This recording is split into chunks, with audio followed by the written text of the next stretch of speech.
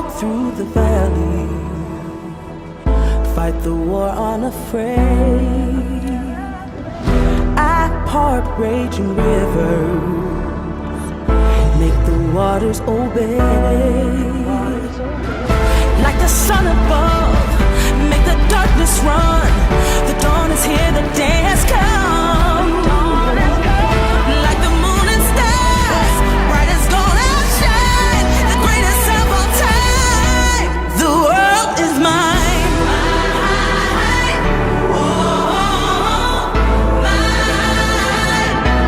The world is mine.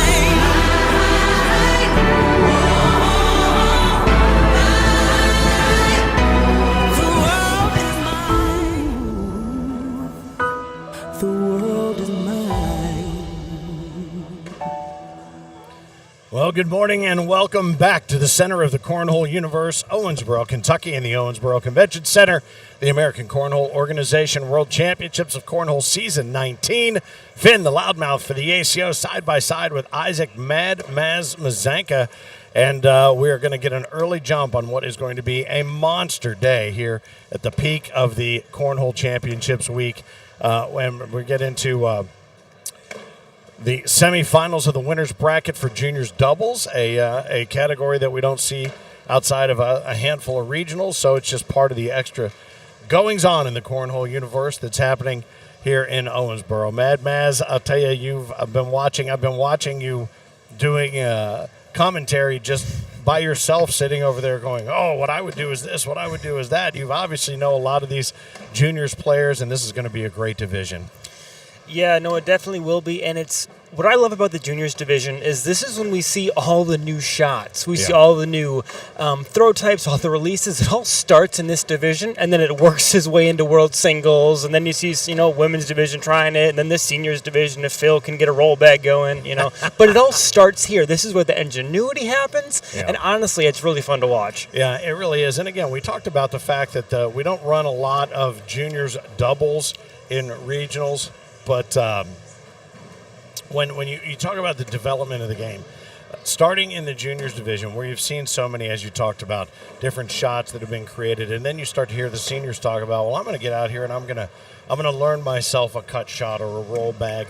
The word that always comes back to Phil and me when we were talking about this, fearlessness.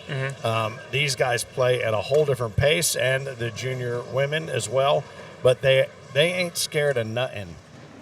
Absolutely not. And we talked about confidence during the senior player of the season tournament last night. That's another big thing here is whose confidence is going to stay high. You're going to miss some shots. You're not going to be 100%. No one's ever going to play a perfect game. You're going to have those bags that you want back, but staying confident and playing your style of play is the biggest key part of this. Well, and I would tell you there's no higher level of confidence than you're looking at on the floor right now with the team of Parker Burgett and Jace Thompson. Parker has been throwing gas all week, even in just social play. And Skylar Foster, in a name we haven't really heard much about since Toledo, I guess. Sammy Van Sickle, but you see Parker and Jace throwing out of the red lane, Skylar and Sammy throwing out of the blue lane, and I believe they are I think they've gotten started here. Maybe these bags are live. We saw Sammy front board his second bag out of his hand, and he knew it right away. But Jace not able to capitalize. I think that's a 9-8. It is. It is a 9-8. You would be correct. Yes, sir. Juniors doubles going on concurrently with women's doubles, seniors doubles, and we'll keep you up to date on all of those scores. You can also follow along on Scoreholio. But if you've joined us on the ACO Digital Network, whether you're finding us on our YouTube channel or you're finding us via Facebook, we're glad to have you along. Quite a few have already jumped on board here this morning. I know there's other things you probably should be doing, but as far as we're concerned, this is exactly what you should be doing, checking all of this out. A little later on this afternoon, we got a full slate. I was just looking at the entire day. I mean, women's doubles, seniors doubles, juniors doubles get us started. Tailgaters going on up in the red room and the blue room upstairs. Player of the season playoffs for doubles and doubles tier 2 are going to be happening in just a little while, 11 o'clock. That gets underway. Player of the season playoffs for singles tier 2 also starts at 11 o'clock. And then at noon, women's, seniors, and juniors singles get started. Co-ed doubles bracket tonight will wrap. Also, the Skins Pro Exhibition bracket of 32, the 100% payout, $250 buy-in, Skins format. All of this is going to be a lot of fun to watch and certainly a lot of fun to call for us here on center court. Absolutely, and we talked about how it's a jam-packed week full of cornhole, and honestly, it's the highest level that you can see. Yeah. This people peaking at the right time. They do it in July. And we talked about Caleb Hurt and Isaac Hurt running through heaters, not losing games on Monday in State Slider and things like that. Isaac Hurt won the blind draw last night. Parker Burgett had a great run in the blind draw. These guys are peaking at the exact right time, and this is when it counts the most. Yeah, it sure does. And there's a lot of talk about who puts in the work. These juniors, I mean, we laugh about the fact that there's two things that these folks like to do. They play cornhole. When they're not playing cornhole, they're looking for a place to play cornhole. Mm-hmm. But it's demonstrated no more so than it is here in the juniors division. And we're starting to see younger and younger players. I mean, it's not inconceivable to walk up here and have your hind end handed to you by a 7-year-old.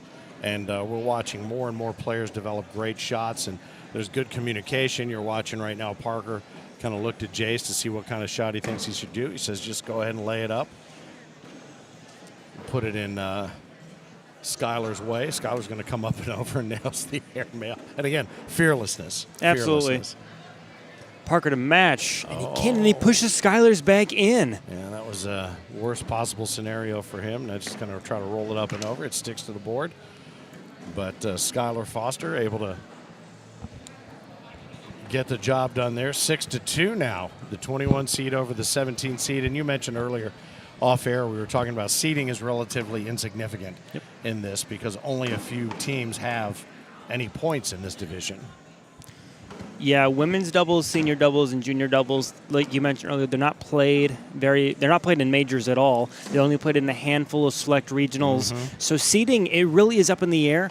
You talk about, the teams that are able to get some regionals in, that's fantastic, but the numbers here aren't as much as world singles seeds. That's a mouthful. Yeah. Yeah. I was going to say, try saying that 10 times real fast, but you had trouble doing it once. Real slow. That's how it goes. We're going to be here untying our tongues all day long on center court here in Owensboro, Kentucky. Our home away from home for the ACO. Back-to-back world championships have happened here. A super major will return in January, and everyone always has a great time, I think, here in town. Lots to get out and do. The VFW certainly has hosted quite a few interesting events for us right down the river, not 100 yards, and right here on the bend of the Ohio River. Just a gorgeous setting. We've had great weather, and inside it has been on fire. Great push right up the middle there from Parker. Can Skylar collect one of these bags? They're sitting goalposts. He runs right into the back of one, drips one down. It's definitely in play. Does he go up for it to go hard at that right-hand side? I think he goes hard low. And he does. Yeah. He'll take that. He'll take that. It could have been worse. He could have gone up high and bounced off the back. That's going to cost him, 4? Yep, 8 on 12, I believe, and it is. All right, so 6-2 becomes 6-6. Whole new game here on center court. Let's see what's going on in the other brackets as well while they gather. Bruce Lalonde and Tony Pena, probably to no one's surprise, have made it into a semifinal, fighting for that king seat in seniors right now. Bob Megiar and Bill Proctor facing off against the Hoaxang brothers, down 5-2 there, fighting for that. They're actually in that semifinal right now. Yep.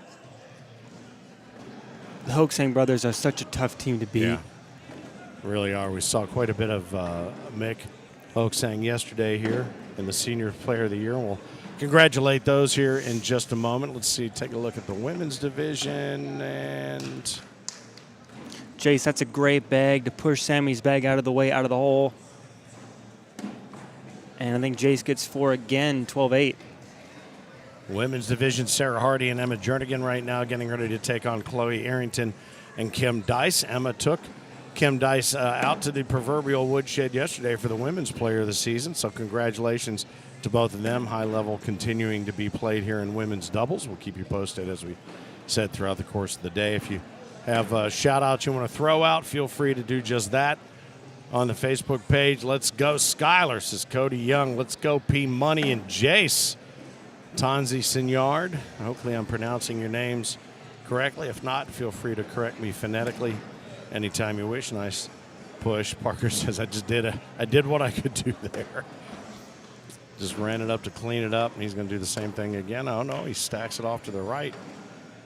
Not exactly a fist bump he wanted to throw up in the air there. Oh, and a missed opportunity right there. And Parker walks away with one, but we see that ever so often when you put it on that right-hand or the left-hand side, it's like a magnet. Mm-hmm. We've seen so many bags just kind of tail off and run right one behind the other. It's crazy. Yeah. So many things that, as many brilliant, aggressive shots as you see, the amount of monkey see, monkey do, or, you have too much space to throw at. We call it that fourth bag blues. You got a wide open board and you just pull some boneheaded move. It's almost like it's too easy. Yeah, no, you definitely mentioned the fourth bag blues when I was throwing the blind draw last night. I went back and watched, and it was a nightmare. Appreciate that. All right, so 11 on 6. Sammy down and hard. What a great pickup. Gets all three. That one came in low from Jace. Nice kickoff bag there from right to left. Sammy Van Sickle. Again, last time, I think he was at the Toledo Major. I think was the one where that's where you and I first kind of connected as well, up there in the Glass City, the convention center there. Nice facility. Looking forward to being back there in season 20. And again, season 20 starts up in September.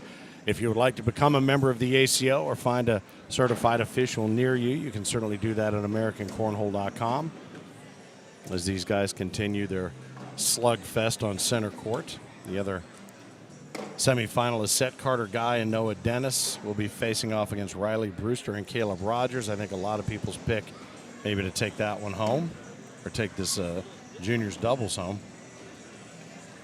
Yeah, there's so much firepower. Talked about it in the beginning of the broadcast. There's so much skill level in this juniors division. This field is crazy stacked. I know Mason Higgins and Ashton Watkins, they're a power team. They got bounced early by Carter Guy and Noah Dennis, but that's another great team. Like, there are star-studded teams all up and down this field, and it really could be anyone's game. I know that the Caleb and Riley is a fan favorite, but there are high-caliber teams up and down this lineup. Well, and it used to be that there were one or two players here. It was a Sebastian Barger or maybe back in the day Austin Cameron. Or and I'm certain a lot of the juniors are looking forward to seeing Isaac Hurt age out. But now it's not one that they're waiting to age out. It's almost everyone. Yep. That everybody else wants to see turn 18 and get out. But it just keeps recycling more and more great talent, as you mentioned, in the juniors division. And I know one of the hot button talking points is junior pros playing in the junior division because it's supposed to be kind of the precursor nice to the bag. Worlds. What a bag from Sammy Van Sickle as he goes up and he gets his own bag with him. You talked about that kind of being the precursor to how getting your foot involved in cornhole, but then getting paired up with Isaac Hurt or Sammy Van Sickle, all these pros. Does that play a factor of maybe I don't want to continue to get my butt spanked?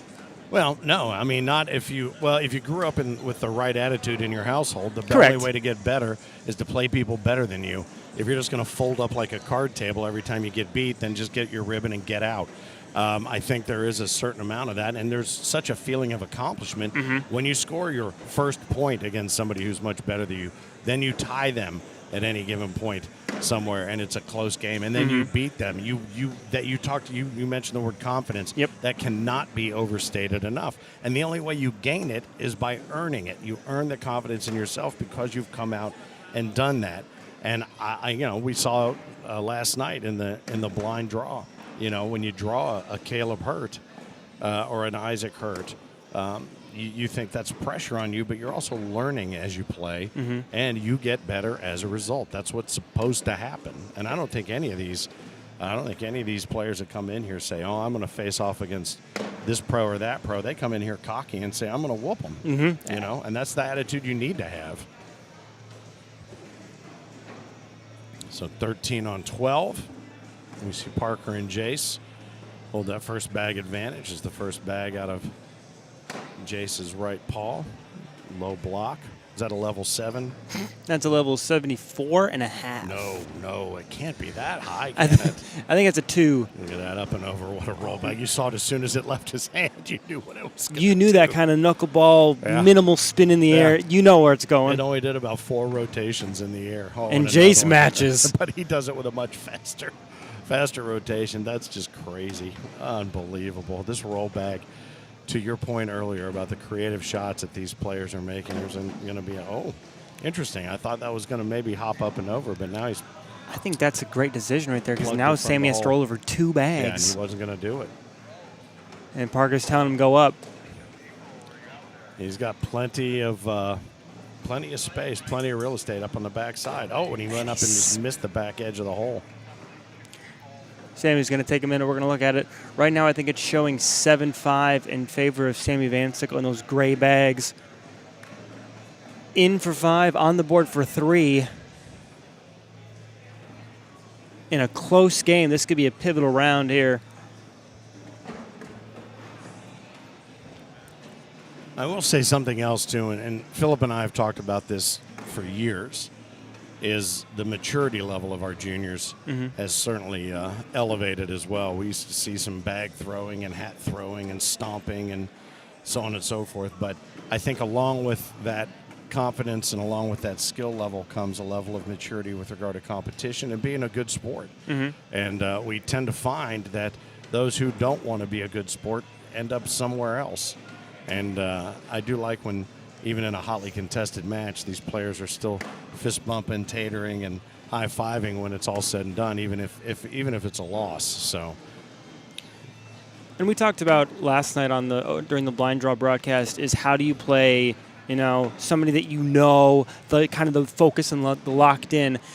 They're all friends here. They really are, and that's what's great to see also, because while there's the level of, okay, if you're standing next to me on the court, I'm going to beat you, we're also friends at the end of the day, and we can joke around, like mid-round, kind of have some fun with it. If you hit a roll bag, or whatnot, the high fives are still there, and it's still a very close-knit organization, but at the end of the day, I'm going to beat nice you. shot, yeah. And Skylar just continues to have a great airmail. He's drug a couple. That one was clean. But there's still that I'm going to beat my buddy, but we're still friends in the end. Well, the competitive edge is always something that you want to be able to keep, and that translates into all different aspects of your life. I remember years ago, during the days of radio consolidation, all of a sudden the station that was our biggest competitor came into our building and we owned it. So friends of mine were programming that station, which was my biggest competitor. But I still, every day, I said I love Tony to death, for instance. Every day I come to work to kick his ass. But we were great friends, but we knew what our job was. And that's really, to your point there, you can do it. That can be done. And I think that's going to sound a little bit preachy maybe, but maybe the whole country could learn a little lesson from that right now. From the juniors division Yes. of the ACO. Maybe the United States Congress could learn a lesson from the ACO juniors division. Sammy King, this game is over. Boy, wow. I thought that was a lock. How about that? Oh, man. There it is. Jace had to go down and hard and kind of pluck his bag in. He couldn't get it. Sammy and Skylar survive and advance. The second semifinal comes your way. Riley and Caleb. Noah Dennis and Carter Guy. The first semifinal was a heavyweight fight. We'll see if the second semifinal brings us the same. Yep. All right. Well, this is a matchup that sports some of the more unique hairdos, wig jams in the ACO as well. I think they just wake up and then this is how they look, and it's great. Comb their hair with a wash rag and they head on out. I don't think there's any combing involved there, Finn. Yeah. Well, think about what I said was the implement. Yeah. No, I get it. It's like, yeah. You know what? Hey, I'm gonna take a quick bath. Somebody throw me that iron. Thanks. But these guys, and it's kind of funny too. These guys, supremely competent, but so quiet, and there are levels of self-awareness and self-confidence. Some are a little more boisterous about it. Some are very quiet about it. But this is going to be a fun game. And again, Skylar Foster, Sammy Van Sickle going to be fighting the winner of this to get to the King's seat. Let's see what's going on in the lower part of the bracket here. Parker and Jace are going to be facing off against the winner of Hayden Fridley and Riley Dressler, who are taking on Jackson Dunn and Jackson Guy, 13-12. That score right now with Fridley and Dressler on top. Ashton Watkins and Mason Higgins working their way back through the losers bracket. Yeah, that's going to be another team that's definitely one to watch out for. They had that loss earlier to Carter and Noah. Not that Carter and Noah are a great team, but that loss surprised me. And it was close, which is, what we expected. But I think that team can be a wrecking ball for sure. Yeah, for sure. And, as we talk about things that can be picked up from the juniors division in the ACO, also probably if you're out there and you have a baby on the way, one of the things that you'll learn is what names are the most popular. There are a few Jacksons. There are a few Calebs. There's Raylan, Jalen, Galen, Fraylin, Dalen, Braylon. and Braylon. And the seniors division, there's Johnny, Michael, Todd, Philip. You start to see where the dividing line is between the current list of most popular names. Just a little different. Skyler, Stetson, Wyatt. Oh, my God, there's a John in the juniors division. How did he get in there? John Curtis. That man is What? 67 years old. Yeah, he's our oldest junior. Hayden, Graydon, Jaden, Braden.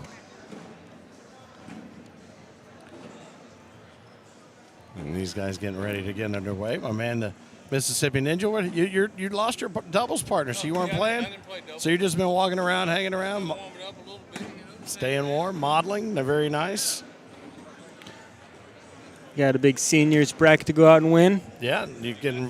World champions here right now. Is he? The former, the reigning world champion. Yep. Riley and Oh, yeah. Okay. They won I'm last sorry, year. I thought you were Yep. talking about seniors, yeah.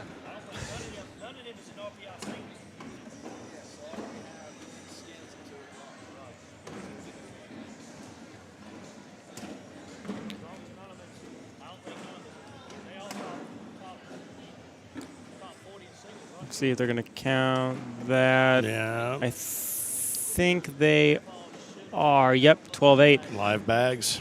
So Caleb and Riley get four right off the bat. As Carter had two that hung up left and right side of the hole, 4-1-4.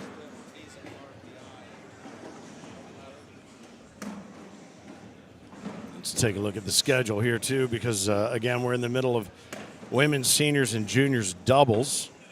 11 o'clock, the Player of the Season playoff for the doubles and the doubles Tier 2 will be taking place, as well as singles Tier 2. And then at noon, women's, seniors, and juniors singles get underway, and we will have champions aplenty for you throughout the course of the weekend, because we will run the championship matches on Thursday for juniors, seniors, and women's.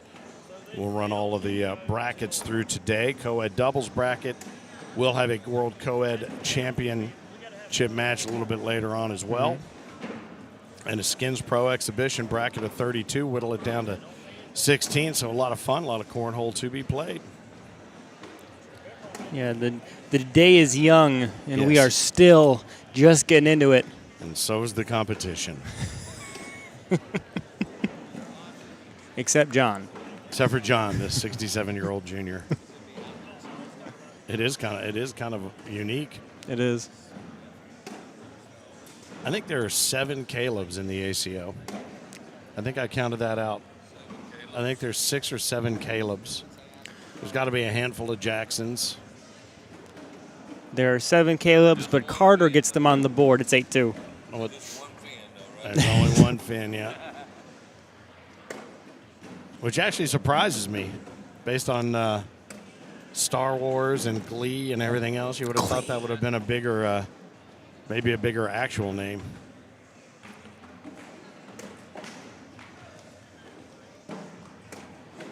So 8-on-2 right now, Brewster and Rogers. Noah continues to put a bag either left side or right side, and we just haven't found that consistent bag. Oh, and Fourth Caleb bag lets him blues. off the hook. Yes, he did. Fourth bag blues came back to bite him.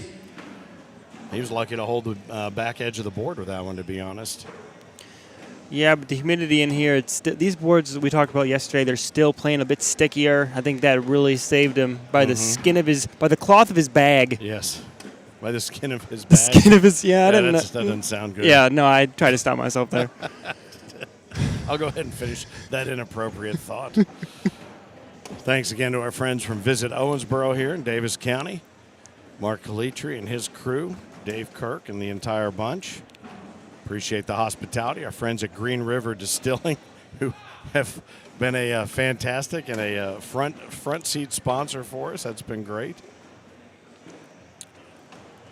Carter can get 2 more, and he gets 4. Boy, I tell you what, that bag, had it been slick side down, would have dropped. But Yep.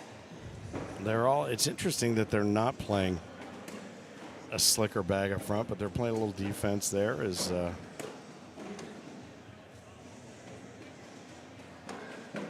And a once 8-0 margin becomes 8-6 rather quickly.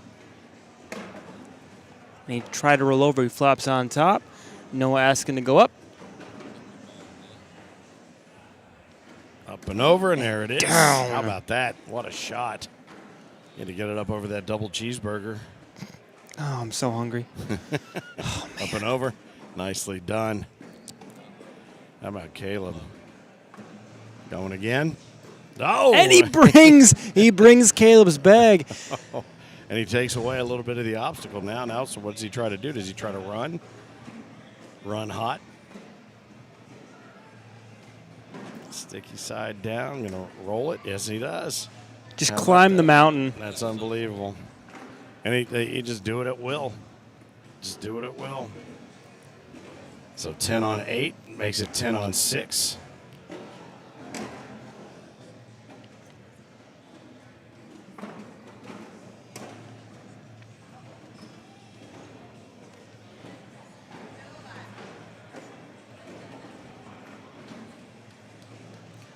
Riley to roll, and that's a great bag though. That's a little bit of either eye candy or eye torture, depending upon who's holding the bag. And Carter's asking, what the heck do you want me to do with this bag sitting up there? Noah tried to give him a hand signal and show him what he could do, but I think he was afeared of it. So now that makes Riley's roll a little longer. It's 3 bag lengths. What? You heard Caleb say, I think you shoot it, because that bag's sitting shark fin side up, that's going to go. Or he's going to kick it hard left if he comes in too hard. I mean, correct. He's got a cut shot, I think, that he could run right to left and around it and maybe take all 3. That's what he's going to try for, and he jumps over the hole. There's a lot of oomph behind that one. That was the right decision. You just threw it a little hard, just a little hot. Does he try it again? I think Carter's going to be content to. Oh my goodness! He just made it easier for him there. Going up. Oh, he's coming in hot. Oh. Interesting. On the board for 1 right now. Yeah, I would say I would have gone up there. And he does. Yep, he'll take his 1. There it is. Wow. Well, there was a whole lot going on there for 1 point, wasn't there? Man. There's a lot of great shot making, yeah. And to yield 1 point out of that. And that's what the kick to the left there that we're seeing on the delay was what I thought might happen if he went up over top. He could kick that one that was sitting up in the fin position out to the left, but so 10-7. Moira Miller says, "Go Isaac Mazanka." Oh. How about that? Hi, Moira. Appreciate it. All right, just a couple donated to the cause right there. 10-7 becomes 10-9. Why are you laughing like that? Is that So that is my girlfriend's grandmother, and she loves listening to me. Very nice. Yep, so. Well, Moira, here's what I'm not going to say anything else. It's going to be all Maz. Ready, go. Oh, Lord. As Riley rolls up and over. Oh, man. But Carter, that's a great bag to kind of push those back in play. That one's sitting a little outside on the left. I think it's collectible. We'll see how aggressive he wants to be. Stepping out, flipping, gripping, ripping. Down and Coming hard. in hot. And Oh, boy. it doesn't bar himself, No, but he sends it off. But he pushes Riley's in. And I wondered about that shot from Riley, but he did exactly what he wanted it to do. I thought he might try something else to be a little more aggressive. Oh, boy. Slick side down, not his best friend right now. And what's surprising is Carter didn't step out for that bag at all. Yeah. Oh, man. Shows 10-4 on the boards. These guys might need a little bit more energy drink than all of them. We're not seeing the pace and the fire and the aggressive fearlessness that we discussed in that first game. Great shot making, though. No doubt. Boy, they are playing tight, aren't they? They are, and Noah runs right into the back, which is a good bag. It extends the roll length Caleb would need, and he's going to try it anyway, and he shorts it. Oh. I knew when he let that thing go, it wasn't going to get there.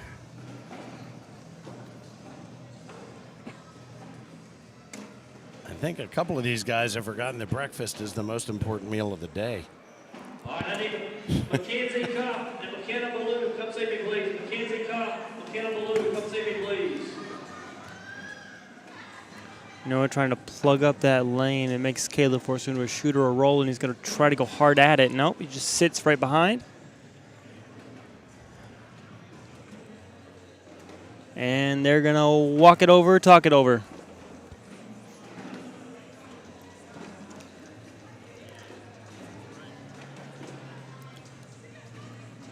From the Owensboro Convention Center in Owensboro, Kentucky, Mad Maz, Isaac Mazenka, Finn the Loudmouth, the Mississippi Ninja will join us later on. All here bringing you the ACO World Championships of Cornhole 19 as the pinnacle of the season is within sights. Right now, Noah Dennis, Carter Guy showing a 16-9 deficit, but they're showing +3 on the scoreboard as of right now on the boards. Noah goes up, and he goes down clean. Give him 5-8-3, and this game once again is within reach. 14-16.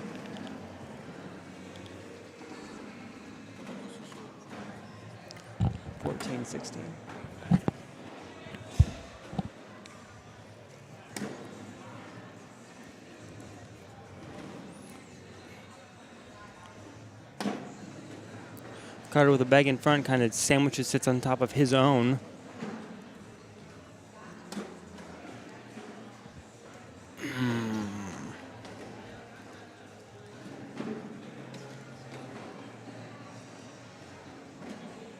We've seen all different kinds of shot making from all four of these guys, but I think the up and down rounds they've had has definitely been playing into some of the maybe second guessing the decisions as Carter again goes down and hard, right decision, but he just sends it off. He just didn't have the control he wanted, and I think that's been playing into kind of the roller coaster of gameplay we've seen. Yeah, up and down energy, up and down shot making, up and down everything.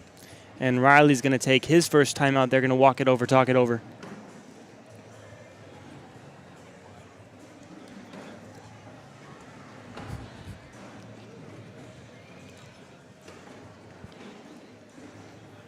Two on the board. Riley has 2 bags. Carter has 1 left in his hand.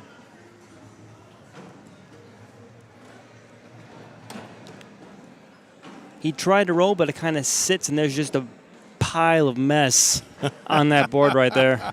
Carter goes up and can't come down, kicks off.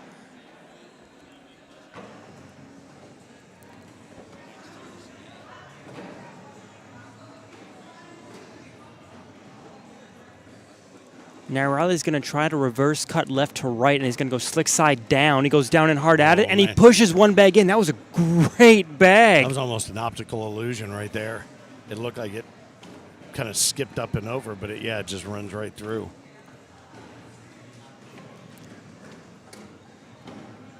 And that puts them on the verge, makes it 20-14. They sit 1 point away.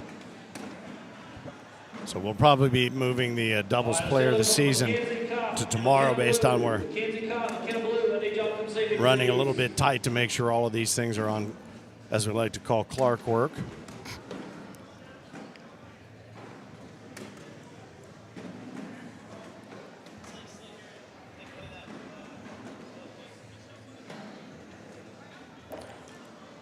Carter asked, shoot it for the win or make him shoot it, and Riley said sit, and he does.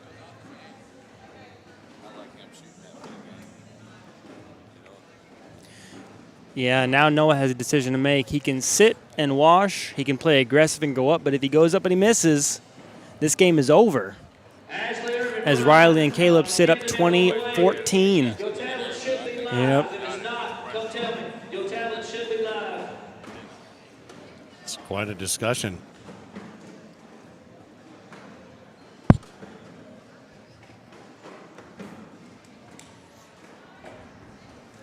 This is one game only. One game only.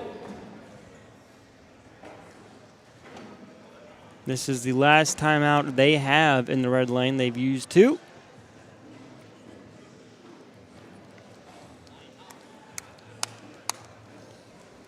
And now it's decision time, showing 6-5 on the board. Noah with 1 bag in hand.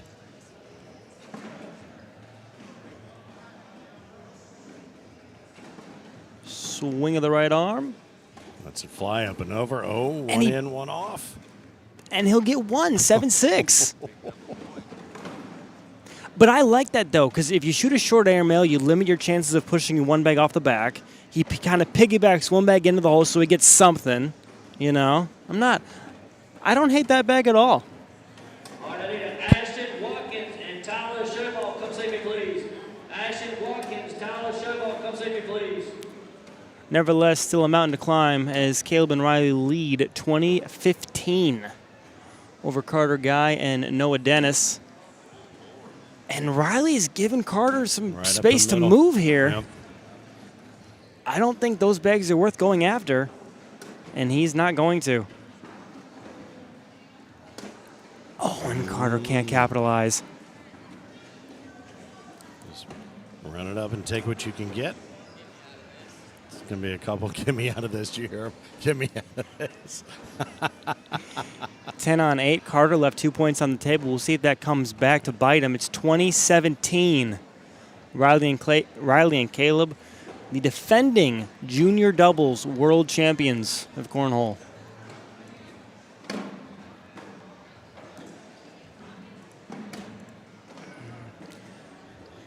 And Noah missed a little right. I think Caleb's going to go down and hard through the middle, try to push through everything, because that bag on the right-hand side is almost completely out of play. And he does go down and hard, and he pushes through. What a bag.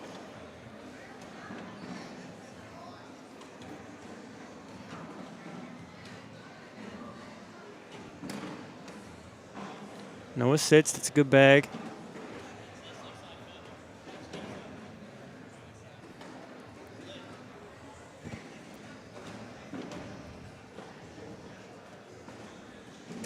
He goes down again, and he gets him. He got him. He tagged him all. Now Noah has to get this bag out in front and just hope Caleb misses his 4th bag. And he goes down to get it, Coming hot, and he and that can't. goes off the back. And this That's one is gonna do over. it. Doesn't have to throw that 4th bag. And so he's not going to. How about that? Riley Brewster, Caleb Rogers. Yeah. Snatch victory out of the jaws of defeat right there. All right, throw on a set of headphones here, Ninja. Come on.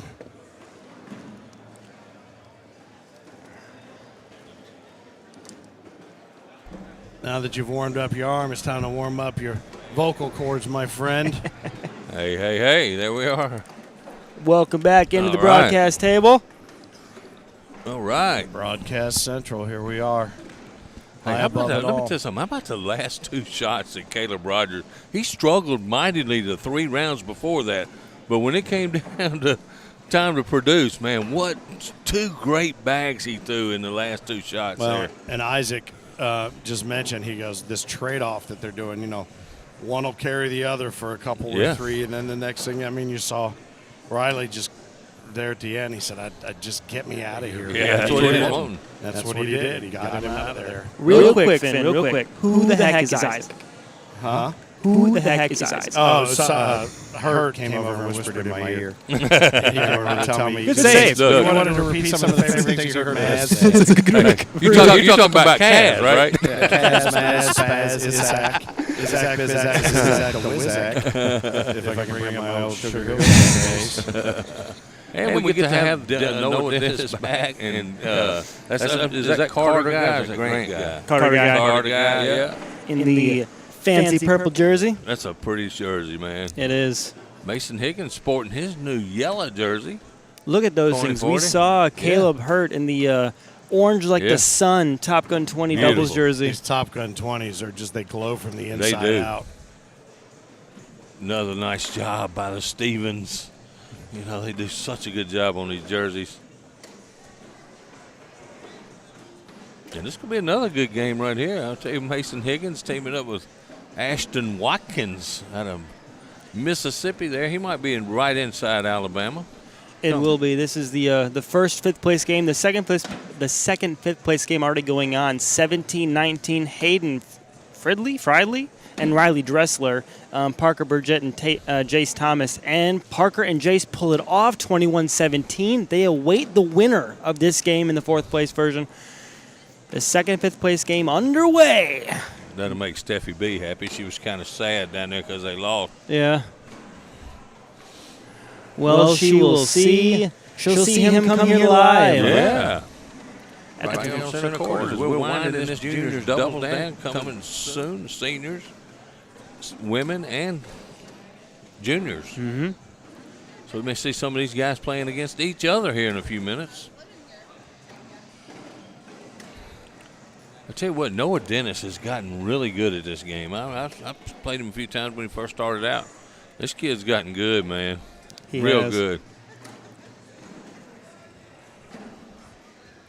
And everybody knows Mason's accomplishments for the year. He's won, I think he won three? Yeah. 3 majors? I think so. He finished second place overall in the world standings, 3 points behind Caleb Hurt, player of the season. Yeah, he's ranked number 2 overall. You saw the little 2 on his jersey there, the corny 40 and that yellow and green. You know what? That's a hell of an accomplishment with the players that we have in this organization. And to be so young, I heard he's giving it up for racing next year. Is he? That's what I heard out through the rumor mill. Well, then the juniors can breathe a sigh of relief. Yeah. Hey, some of the seniors, And so the singles can breathe a sigh of I was relief. just saying, not just the juniors. Yeah.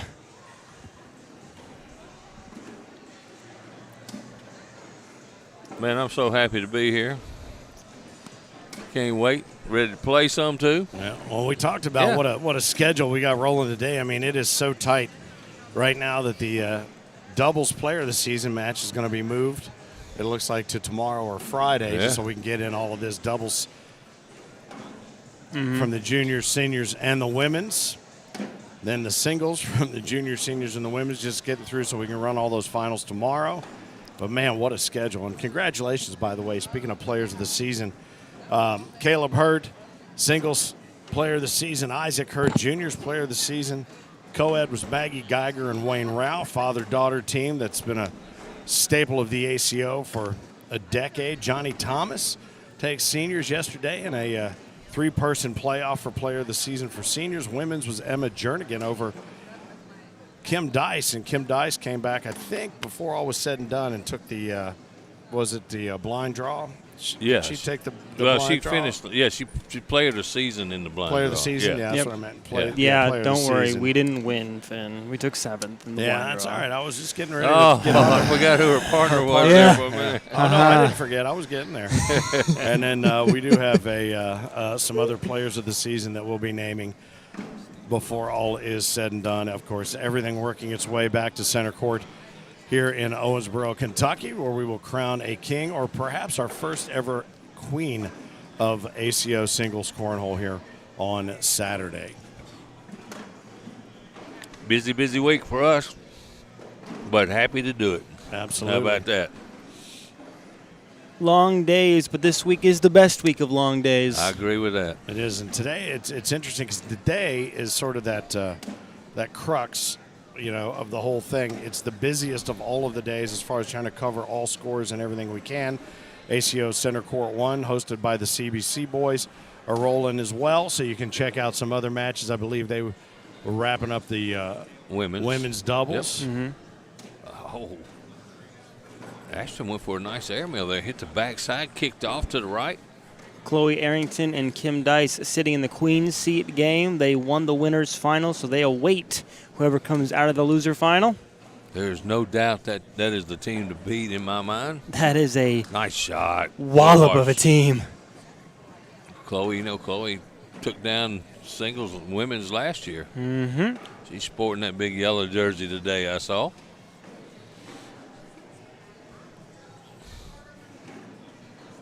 Six to nothing. Mason Higgins and Ashton Watkins have jumped all over Carter Guy and Noah. Mm-hmm. Yeah, Carter had a rough first round, gave up a 10-on-4.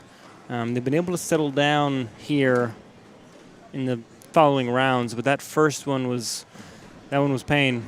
He had two kind of front board. He wasn't as on as he normally is, and we'll see if he can kind of claw his way back. Mason with a chance to bully that bag out a little bit, score a couple. He touched it, turned it. Mason's such an interesting stance. Yeah. like the kind of little the crouch down. It hurts my knees. Yeah. I'll tell you that. Watching him. That's something you won't see a senior play. Oh God, no. Throw him with that stance, You'd I have to can be tell you playing that. in a sling. Except Eric Heinerman, he throws kind of like that, all bent, crouched down, and asked him how he feels from yesterday. He didn't feel very good, did you? No, he threw 20 games like that down in that lined up position, and it was hard to get out of his chair yesterday. Oh, and that's a bad Carter bag by again. Carter. Carter looks like some nerves have kicked in on him. And sometimes you press yourself. When you have a couple bad rounds and you're playing double, you press yourself because you don't want to let your partner down. That's for one thing. When you start pressing, that's the result of it right there, a short bag and one out of play. Oh, and hey, no harm, no foul because he did take Carter's bag off. Right now it's 7-3, makes it 7-4. He'll get 3. Look at that body language. Yeah. Look at that body language. Yeah. He just looked at his hand like it's not even connected to his Yeah. body. Yeah, I mean, he's having an out-of-body experience right now. Oh, and Mason kind of flips over the hole. I saw Mason in Tuesday in the BYOP quads, and his bags did that exact same thing. They'd hit right where they want to be, and they'd flip backwards on the backside. Very uncharacteristic. Did he change something in his grip? I'm not sure, but I'm playing against him. I was thankful for it. Yeah, Don't get me wrong. Take what you can get. Yeah. Nice cleanup there by Noah Dennis.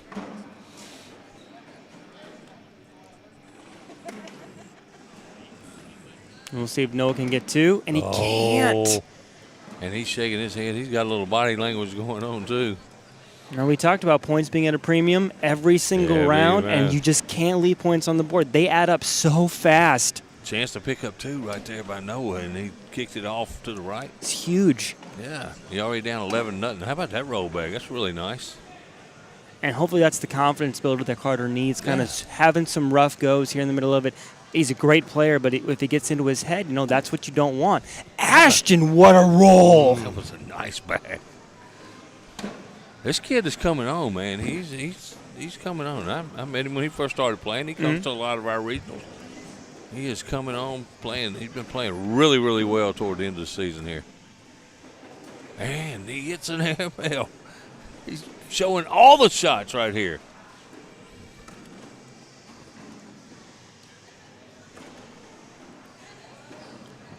Carter has a decision to make. A lot of thinking there. He's going to go up for it, and he he gets hit it it. clean. Nice shot. Right when he needed it. Oh. I see the uncle of Noah Dennis, Ricky Dennis, moseying over here. Oh, and he hit 2 in a row to pick up a point. Nice shot. Now, that's maybe what he needs to kick himself in the butt to get going. And that exactly is the confidence builder that kind of gets to seal off. It's 11-1. That there's your first one. Okay, we got this. Settle down a bit. Let's regroup, and we'll see. With a great block bag, that's exactly where he wants it. So can they build off of this? Oh, and it worked right there. And Noah sits right behind Mason's bag. Mason gives him a break. Noah can't make it hurt. That bag is just on layaway right there. That bag will end up in the hole. Layaway.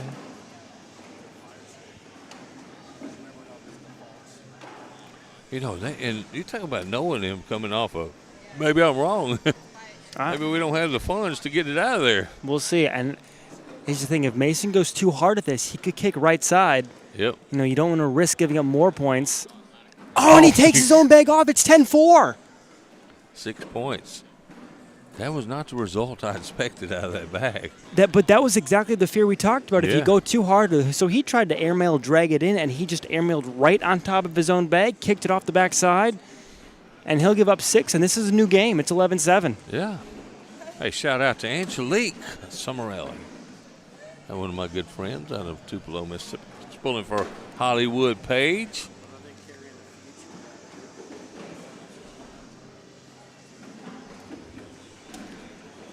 Ashton down and hard, trying to kind of set up a great wall to block that hole there.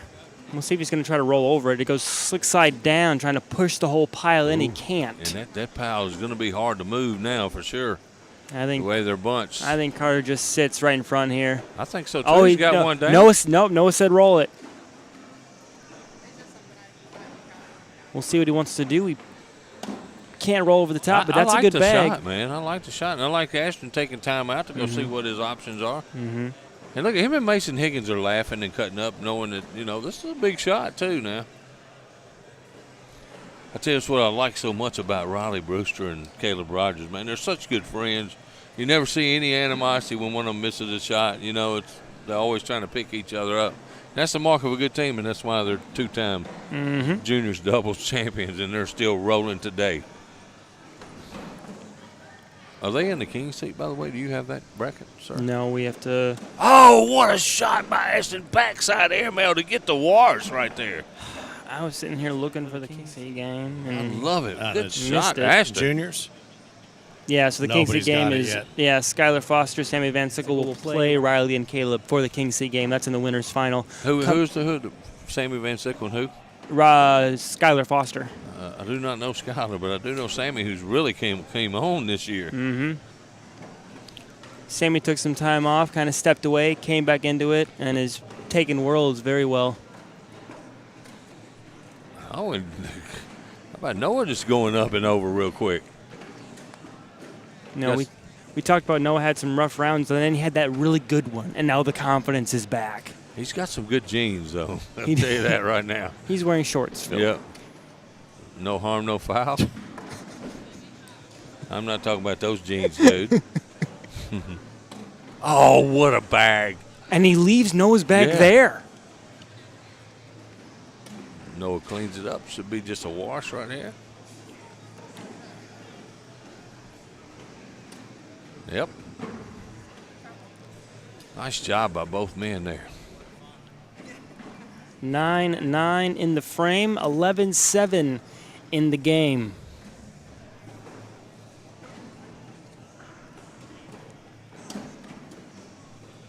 Carter and Noah still with that all-important lead bag. Trying to fight back from an 11-0 deficit. It was 11-0. It was 11-1. It's now 11-7. They're coming back. Nice bag there by Carter, who seemed to found a groove And finally. that's a great reverse cut. Yeah. It goes right to left. And can Ashton get that bag? It's starting to creep up. And I like the bag by Carter Guy right there. Put him on Temptation Island a little bit here. I think he's going to go. Oh, he goes sticky side. Goes up. And he gets all of them. All of them. Wow. Makes it a social. Okay, that's fine. Hey, I got my social. That's fine. You guys ready? Got a rock star. Finja. And, Nice shot there by Ashton Watkins. That's 2 big airmails in a row he's hit on the last bag.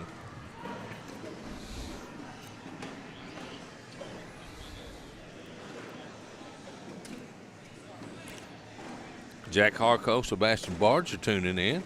Oh, and Noah has a bad miss. It's out of play. We'll see if Mason can capitalize and get at least 2. Nice bag. And he's got such a good get-around bag. He throws it hard enough that it kind of just jumps around. Kicks to the right. Needs one of those blinkers on it. And Mason can't capitalize. Can Noah avoid damage? And he can't. Fourth bag blues. Oh, I lied. Mason needs the fourth bag to go in. I called it a bit early. There it is. He did get it. Okay. Whew. I was going to like $20 in the jar. I'm surprised he didn't shoot that. I was reaching for $1 earlier, but I did jinx somebody, so I was just letting you know that's what I was doing. Didn't have any change over in. Also, a quick update on the seniors doubles. Gary Ferguson and Willie Johns playing the Hoaxang brothers for the King seat. Sweet. In seniors doubles. Way to go, Willie Johns. He always shows up. He does. When it's time to show up, doesn't he? He does. Perfectly placed bag. I think Carter can split these, it looks like. Kick Ashton's bag out. He's throwing sticky side, yeah. I thought a slick side dead up the middle was the throw there.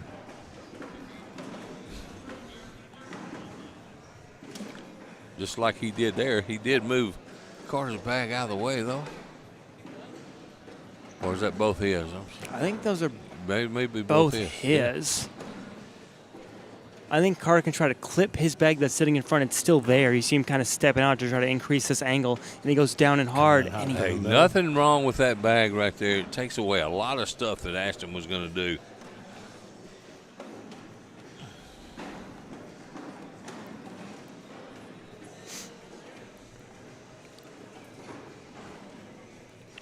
Full day of festivities here in Owensboro, Kentucky, and we're just getting started. Up and over. Oh, boy. And he can't Hey, get Mason anything said that's to okay. fall. Yeah. 1 point on the board for Carter guy. On the board for one. Going to be content with that, and There he it does. was. Makes it 13-8. I get tickled to see. Look at when these juniors are playing. You can look around and see all the moms nervously biting their fingernails. Yep. I see Miss Guy over there. She's watching intently from the first row. Chloe Arrington and Kim Dice are in the queen seat, if you will, in the women's doubles right now. Everybody fighting back towards them. Miss Higgins sitting over there on the middle step, just nervous wreck as Mason plays, as she always is. This might be a difficult bag for Noah to get. Oh, and Mason again skips over the hole. We've seen that happen a yeah. lot this week. He may be throwing that thing a little bit harder than he normally does, because that bag just slid right by the hole. And he seems like he's coming in low on everything. Because you said earlier you thought he might go for the airmail, but everything, he seems to be playing a more low power game. How about this? I think we got A.T. Klinger tuning in, one of my favorite right? dudes, He'll man. be Dark Horse Cornhole. working his That's way got this to be way. A.T. Yep. Come on. I know Tammy's out there playing somewhere. Yeah. He wasn't sure he was going to be able to make it as early as he's going to be, so that's it'll be good to see him. Oh, and he went for the drag, and now Mason can pick up a couple. Mason for two more. Swing of the right arm, and he can't. Oh, man. Man, I tell you what, you better get this kid while he's off, because he can't get on and make a lot of bags in a row. And he is off at the moment. But if you remember, even over some of the weekend play, just some of the social play, people were saying the same thing. Yeah. And has he gone deeper into that stance? What has he committed that's affected what would be going on this week, do you think? It looked like the same stance, but it does look like he's throwing the bag a lot harder than he normally does. And that block worked to perfection. Yeah, Carter tried to roll over. Oh, what a pickup. That is a pickup right there. And now we're in danger territory. This is big. Yep. Perfectly Nicely placed. done. Perfect. He put some heavy pressure on Carter Guy with that last bag. So he can either try to go right to left and cut around or reverse cut. He can try to go up and see what he brings with him. I think you got to concentrate on keeping this game going for one thing. Yeah, no, I know. And I'm thinking right the block. now it's 10. Oh no, okay. Right now it's 7-3 because 7-on-3, he still has a bag in hand. Okay. I think That's he blocks huge. this right here and try and hope for the best. But Ashton has been knocking some air mails down too, though. So here's the thing. If he blocks and he kicks on the right-hand side, Ashton pushes in this For the game. It's 13-8. Absolutely. Yep. I agree. He's in a pickle here, man. If he airmails and misses, Ashton pushes to end this game. So I think he's and he sits right And he behind did it. right Great where I block. thought that's where he should have been. The airmail drag for the game. Yeah. Yep. Hey, Mason Mason's said, yep. saying, "Yep, Straight take it at down." He said every one of them he shot so far. Nice concentration. Got to get that bag just right. Swing the right arm. Oh, And he can't hit it. He still picks up 4 though. Goes to 17. He was all over that victory right I'll say there. it took a tour of the hole, didn't it? It just did Yes. not go downstairs. Nice first bag by Mason. As Noah has gotten off again, he's kicking his bags to the right just a little bit on every throw. That's Very a great nice. bag Yep. by Mason. They're basically down. And they could finish this game off. Couple Noah's- slick sides up the middle right here. Noah's got some work to do to pick one of these up. Mason goes down There's and hard one of at it, them. and he collects it.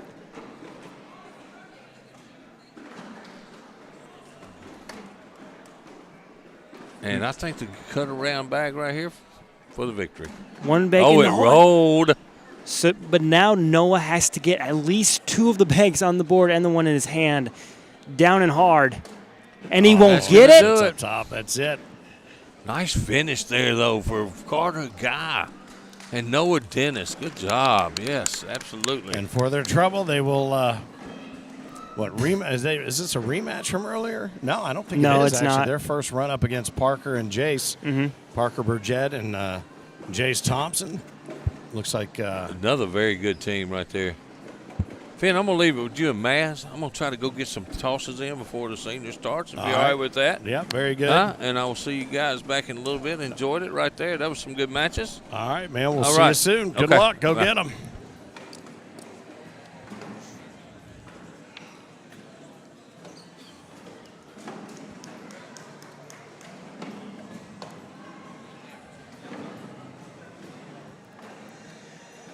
"21 teams of juniors, and we're down to 4. The 4th place game, Caleb Rogers, Riley Brewster. Actually, nope. This one This'll is be the for the king this seat. is the king seat game. Oh, okay. The 4th place game is going on behind us. I decided to stay for the King Seat game just because I want to be a spectator, too. There you How go. about that? Just Welcome something to back. watch. This We is are- going to be a good one. We are still down to 4. At least I Yeah. was right in that aspect. Wrong about which game I had, but right about that we're still down to 4 teams. That's all right. I was going to say, Caleb Rogers, they didn't lose that game, and nope, we're back. All Yeah. right. I'm a big fan of Caleb and Riley Brewster. Mm-hmm. I'm telling you what, they have all the shots. They have all the tools. They're cool, calm, and collected. The way everybody should be. Well, and they traded off carrying one another in the last center court match, but knowing that you've got a partner that can do that, they have a level of calm about them that is They really somewhat do. remarkable. It's like an old age Yeah. calm they have, Yeah. for sure. Wise beyond their years. I agree. Phil. Well, you hear, you go, like I said, I went to the Goat Pen last week, and you get down there and you hear them. That's all they talk about is Riley. Somebody beating Riley Brewster's. Come on. They're putting bounties out on the head of this kid. He's taking everybody down. Nice. And he does it in the same fashion, just calm and cool and just make shots when he needs to make shots. Yeah. Doesn't get upset when he misses a shot.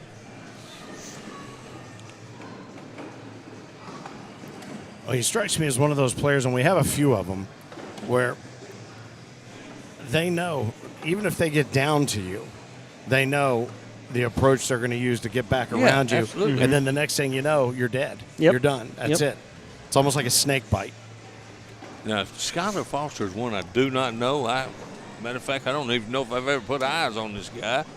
So, but he's gone this far, and he's playing with a heck of a player in Sammy Van Sickle. Yeah. So, He threw some great bags here earlier Yeah. down look at that roll back. down there where Caleb's standing.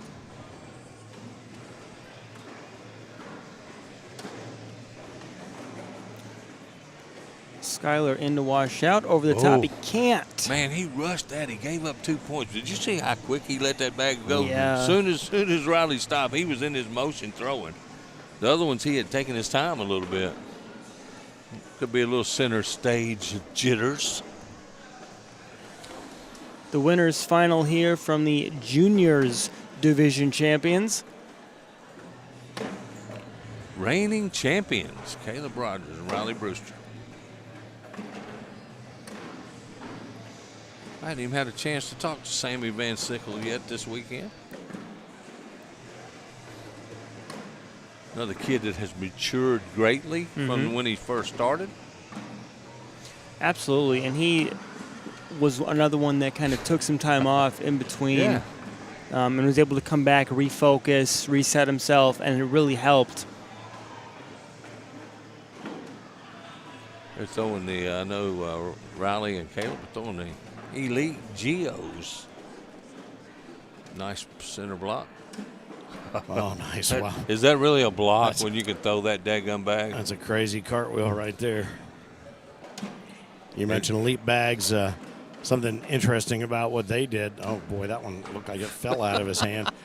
You kidding me? The elite, Cody and the elite bags team brought their truck out. They're custom making bags out in front of the convention center. Look at that. It's just these things. Every one of them has eyeballs, except for that one. Somebody poked it with a stick. Big push right here. This kid is good at this shot. Slick side down. Coming in hot. And he just missed. I mean, that one shot off. Yeah, Caleb's lucky he didn't hit him in the knee. He'd be in the emergency room. Oh, and Skyler follows. Man, you got to keep that bag on right there, man. Finn, you got to keep that one's got to land on the board somehow, man. He threw that 100 miles an hour. He's been rolling right over it. Yeah, 7-7, not being able to convert and walk away with points when your opponent throws a 7. That one's going to come back and bite you. This round is something we will remember. Absolutely. Regardless of how this game goes, because 5 points were left by both sides. That's a nice shot there by Caleb Rogers. Oh, man, Sammy's gotten so good. He's really played a clean game. Yeah. That was a nice push he had just on that last shot. You know, sometimes I think, let me tell you something. I see Riley throw blocks and I see Caleb throw blocks. Sometimes these guys could just go bag for bag and probably beat anybody in this house. You know what I'm saying? He abandoned the block that time and threw 4 clean bags right down the center. I know Riley can do that also, but he likes to dirty the game up. Very nice. I wish I had that shot, that reblock right there. Yeah, Teach me, man. I wish I could roll like some of these kids can roll, man. Make my life a lot easier. I rolled one time when I fell on the floor. Look at that. Look at that thing just that's jump. That's freaking nasty. Man, that wasn't even close. That was very uncharacteristic. But now, can Skyler capitalize? And right now, that bag is almost coming off. And it might. I think Riley can go down and hard. Now he's going to go up over the top. And he can't get his own bag with him. No, this might be a big problem right now. I think that bag might fall. That drops and one goes off the side. Oh, neither no. one of So them. Oh, barely. 6-5. Okay, grab those up. Grab the penny. Man.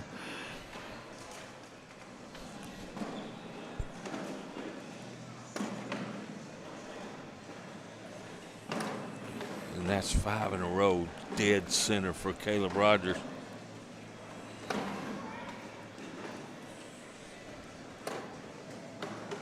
Very nice. Take a look at some of the other brackets here while we watch these two continue to slug away. See Mark Smothers making his way into the house. Sammy up and goes off that backhand side. Just a little long, and now he's, take a step, walk away, breathe. Those bags are still in play, and he can go get them. But he's got to compose himself. He can't just kind of grip it and rip it. I like that right there. And Time out, Sammy Van Sickle. I thought I was going to get to hang in here this whole match. It's only 2-1. It is only 2-1. It's going to be a minute. Your warm-up is going to have to wait. Kennedy Meineke and Justine Smith playing against Josie Clear and Josephina Ernstberger right now. They're up by 2, 9-7. Hey, that'd be a big win for Justine Smith and Kennedy Meineke right there. Let's see. Up, Semi up, up again. Oh, he got 2 of them to go. One of them stands up and fights. Caleb in for 3, and he doesn't. He'll get 1, 8-7. Man. 3-1. What a dogfight. There you go, Riley. That's what I thought Riley should be doing.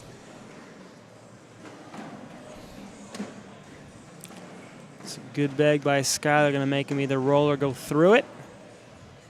And he'll sit right. Ooh. A level 3, Finn. I don't know what level it is, but it might make him tough to. Oh, that's a first attempt at a airmail by Skylar. I think he played a trick on him, forced it a little heavy. Oh, boy. And he tried to turn that bag to the left, and it just went. He missed the whole board. His turn signal wasn't working on Yeah, that one, it was was. Either that or the steering wheel. Coming hot and up and over, and a little dirty diaper sitting up top. There it is. Hey, Oh, how and about he he moved pushes that out of the way. completely That was out a of the way? great bag. That was sweet. That was like walking into a crowded bar with your elbows swinging. Ain't no lie. Yeah, man. that was Get out awesome. of the way, boy. A nice Oh, shot right nice there. airmail. Riley gonna pick up a couple right there, though, to make it 5-1. There was a lot of muscle spasms going on in that round. I don't know how these kids. Look how Riley Brewster ain't no bigger than a minute. How did he generate so much power with his bag sometimes? It's like clubhead speed in Yeah, golf, I really. guarantee mean, you. it's form over function, I guess. Like I said, I've never seen Skylar Foster. I've been really impressed with his play Yeah. so far, though. And you don't get this far by not being good either. Oh, that's a bad bag by Caleb Rogers.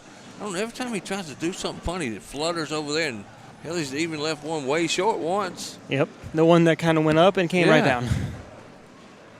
So Gary Ferguson Oh. and Willie Johns have grabbed the king's seat with a 21-7 beating of the Hoaxangs. Way That's to pretty go. strong win over The Hoaxangs, yeah. Nick and Rick. Nice bag by Caleb. We're going to pick up at least 3. I don't know if Sammy's going to chase that bag out there. I would hope not. Oh, and he did him. That's 5. Go 10-1. All right, so as they collect their bags, quick question for you here from a senior standpoint. Seeing Fergie and Willie up there, who's carrying that team right now? Where is Fergie with regard to trying to be a I'll tell you what, repeat king? it's pretty early in the morning. Yeah. I would say Fergie is probably throwing really good right now. Yeah. Okay. I get your. I see. I'm picking up what you're putting down. If you get my point. Yes. But Yes, I do. I do know that there has been some partaking early this morning. Okay. No So, question. He's awake. Yep, he's awake. He's awake. He can partake. Yes, he can. And But let me tell you something. I don't care. You can talk all you want. That guy may do all the antics and all the crazy stuff. Player. But when he's focused, there's hardly anybody in this room that can beat that man. Skylar in the hole to get 1, and he Oh, he does. hangs He up. gives He up gives one. up 1.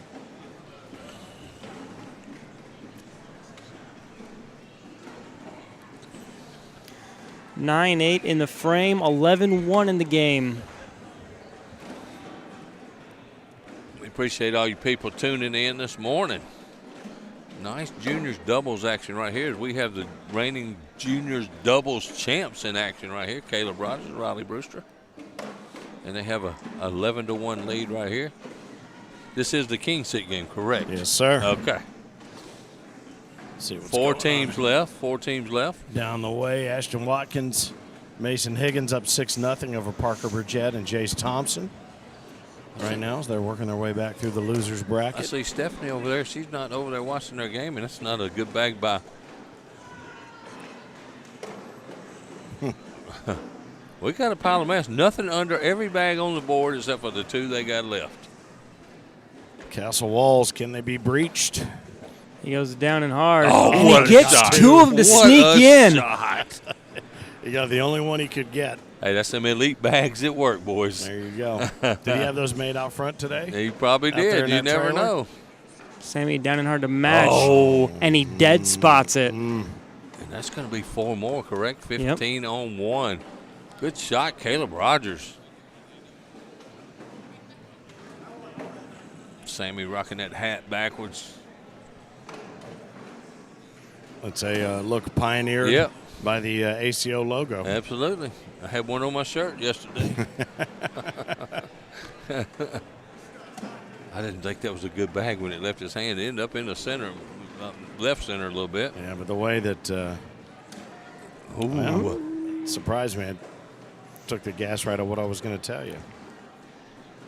Big push. Step out to collect. He can't, and he goes off. He struggled with that slick side. Yep.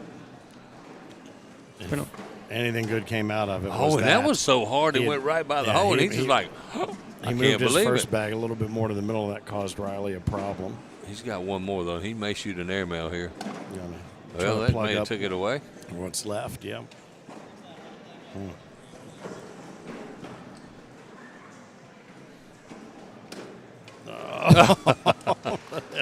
Here's a Skyler with a chance to pick up a couple right here. Skyler in for one, and he Yep. does. Yeah, one. I'm sorry. Forgot he had that one bag off. 15-2 now. See what happened over there on A lot of screaming, hollering. center court 1. Kennedy Meineke and Josephina, or who's she playing with? Justine Smith. Justine Smith, yep, took him Justine down. took down Wow. Josie Claire and Josephina. Sammy has one off the back to start the round. This is a 4-bag throw for Caleb Rogers, and he misses to the right. A chance to really put some pressure on him. He misses one to the right.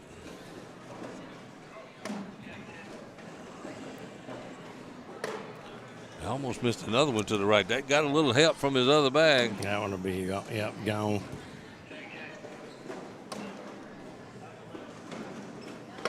Man, he could have put some heavy pressure on Sammy if he could have made that first bag. There he Yep. goes. He picks up one right there, making it 16-2. Jack Mann says, great shooting, Caleb and Riley. Bama strong. Tell you what, the Bama does have a following, do they not? I'll tell you, well, they've earned it. Yes, I'll tell they you what, have, They've been Bama, too. flexing every cornhole muscle they've got so far this week. Riley's got one out of play this time. Nice, nice. That's the shot I wish I had. And that one, too. Yeah, I was going to say. And that one, He just too. leaps. Wouldn't be bad either. Airmail. Well, hop, skip, and a jump. He's going to roll it up and Oh, over. and it's it's just both of them have went by the hole. He's all over it, though. Just a minor adjustment with his speed. and he loses it to the left side. Airmail, or is he going to try to go around it again? I think he's going to roll. You saw him give the finger motion. 7-4-2 right now. Sammy gave him a nod for no, I think, for the roll. Nah, I think he's going to shoot it. Nope, he does Nope. roll it. Hot, up and over. Oh. 4 on 3. I tell you what, I like this kid's roll. He's rolling from everywhere. It may not be going in the hole, but early in the rounds he was making them, and now they're off just a hair. A little pressure on them right there. Well, it seems like the roll bag has been played Score 17-2. strategically Yep. versus some of the blockers. The roll Yeah. bags have been placed right where they want them. Certainly trying to make them, but they're leaving them in good spots to be an issue or a distraction. Owensboro Convention Center, center court. Back-to-back World Championships of Cornhole Season 19 for the American Cornhole Organization. Glad to Uh-oh. have you here. Yeah, that was not according to plan. That's very nicely done. Not a bad bag at all. They both got one down. Caleb's out of bags. At least one, I'm thinking. Yep, Sammy's got one off to the left. Sammy can't go off the board here, though. I don't Correct. blame him. Yeah, on the board gives up 3. In the hole gives up 1. I don't know if he's going to risk it up and over. Yeah, I don't think you can take too big of a chance here if you want to try to keep this game going. So here's the thing. Here's the thought process. It's either you give up 3, put them on 20, live to fight another round, or you need momentum somehow. You shoot it, go big, or go home. You got to think about this too. They're not eliminated if they lose. Correct. That's the point. And he goes up. Oh, he just Lays sits it. up. All Yeah, right. just let it sit. Yep. 8-5 makes it 20 to 2. And the world champions have been winning in dominant fashion, but they did struggle a little bit last game. But this game, they have taken complete control. Yep. And this could be it. All Riley has got to do is finish. Skyler's off to the right. Can Riley stay clean? And I think Skyler needed to replace that bag. He's got to manufacture a miss somehow. Absolutely. He does. He needs this one. Bag needs to be short somewhere in front of the hole. You can't just let him run. And he does throw it up. And he It went pops in. it in. Riley to clinch it. Oh, and he doesn't. He gives it up. Got to be in. There, he tried to make it that time. He should have thrown it up so it kind of just tops in there again. Yeah. Yeah, I wish I had that problem. All my me blocker too. bags going in the hole. Rats. Yeah, right. You know what, though? Let me tell How you something, unfortunate. Finn. I'd rather my blocker go in the hole than kick to the right or left, though. I'm going to tell you that right now. Believe me, I've had 1,000,000 of them kick left and right. Sammy and Skyler are out of mistakes. Man, they are on the brink of being put in that loser's bracket right now. Riley and Caleb sit 1 point away, and it's one of the hardest points to get. It is. It really is. Shout out to David Thomas, Anita Bearpaw, and Greg Neighbors tuning in today. How about that? Interesting. Sammy's still trying to put blocks down, trying to play to manufacture misses. Mm-hmm. Because here's the thing: if my opponent's at 20, Nice I am bags. running bags Yeah, to me try to too. limit my mistakes as much as Me I can. too. Because if you miss a block left or right, this game is over. I guess if you're confident with your block, though, and Absolutely. Sammy's got to go in here. To match and force, that's he it. doesn't. And that's it. Yep. All right. Well, 21-2. That's a didn't Perfect seem like a timing. 21-2 kind of game. No, did it did not. Perfect timing for me, boys. Hey, y'all keep up the good work here. Right on. And I'll see y'all on center court when I'm playing for the championship here in a little Fantastic. bit. How about that? As you Right should. on. Well, All the right. team of Watkins, Higgins, up over Burgett and Thompson, 13-6 right now. And we will await the next game assigned to center court here. Will our defending juniors doubles champions repeat? They seem to be on the path to doing so. I thought Phil said a three-peat. Did they win in Could it be a 17? three-peat? Honest to God, I don't remember who won yesterday. If I didn't write it down, I wouldn't know. I don't have a brain for that sort of thing. But I will tell you this. The one thing I do remember is the calm that those two display as a team. They really are great teammates. And when they get honed in, they are virtually unbeatable. It's similar to what you see with Isaac and Caleb when you're looking at doubles.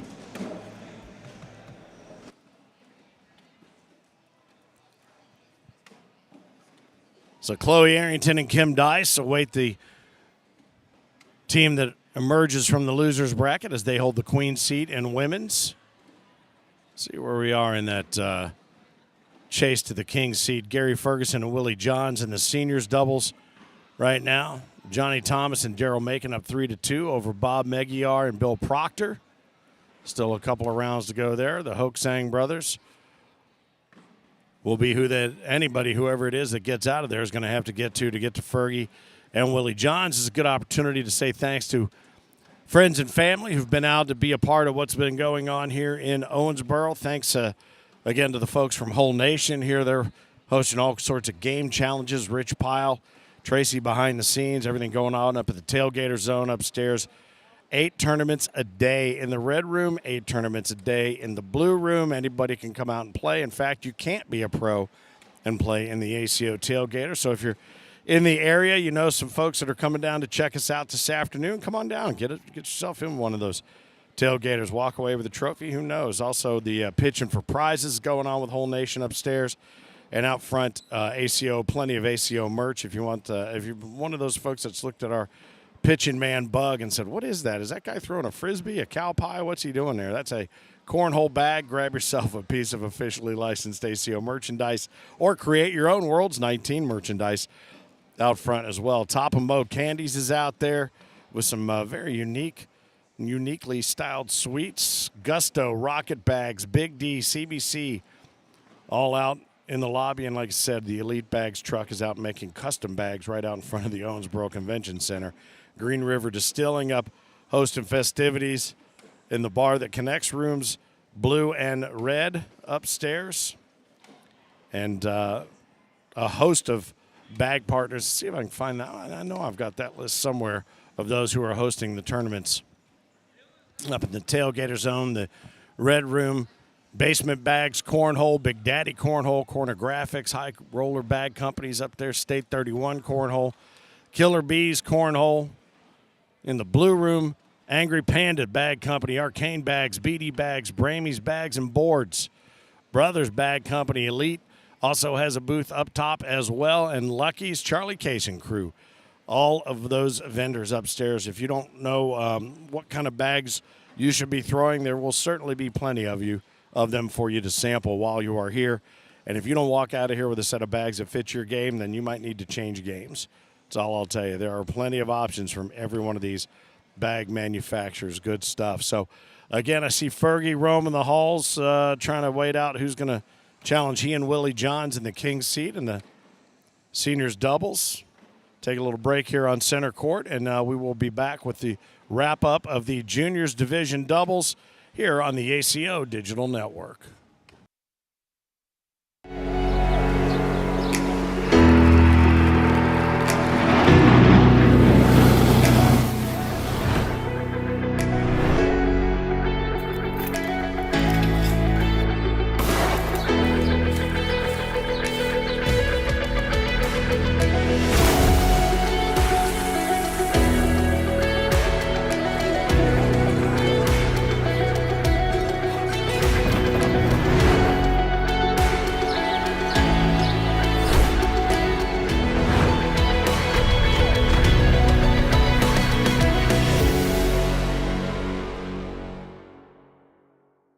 It's Finn from the American Cornhole Organization with a question for you. Do you remember the most fun you've ever had playing cornhole?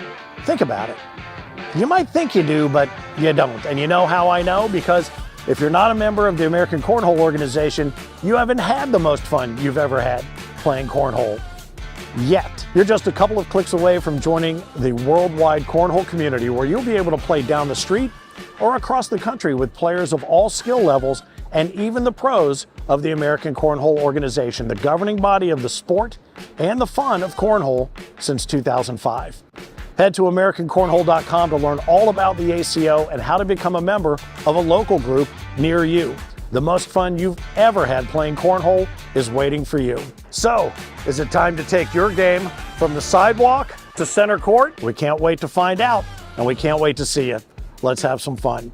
AmericanCornhole.com and the ACO remind you, keep on pitching.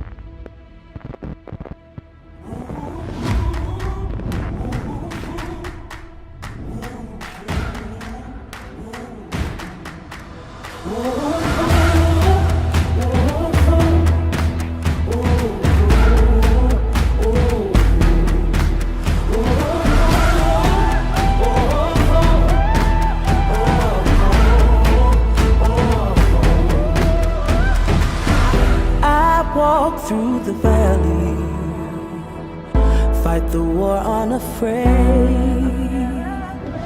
I part raging rivers, make the waters obey. Like the sun above, make the darkness run. The dawn is here, the day has come. Like the moon and stars, bright as gold outshine, the greatest of all time. The world is mine.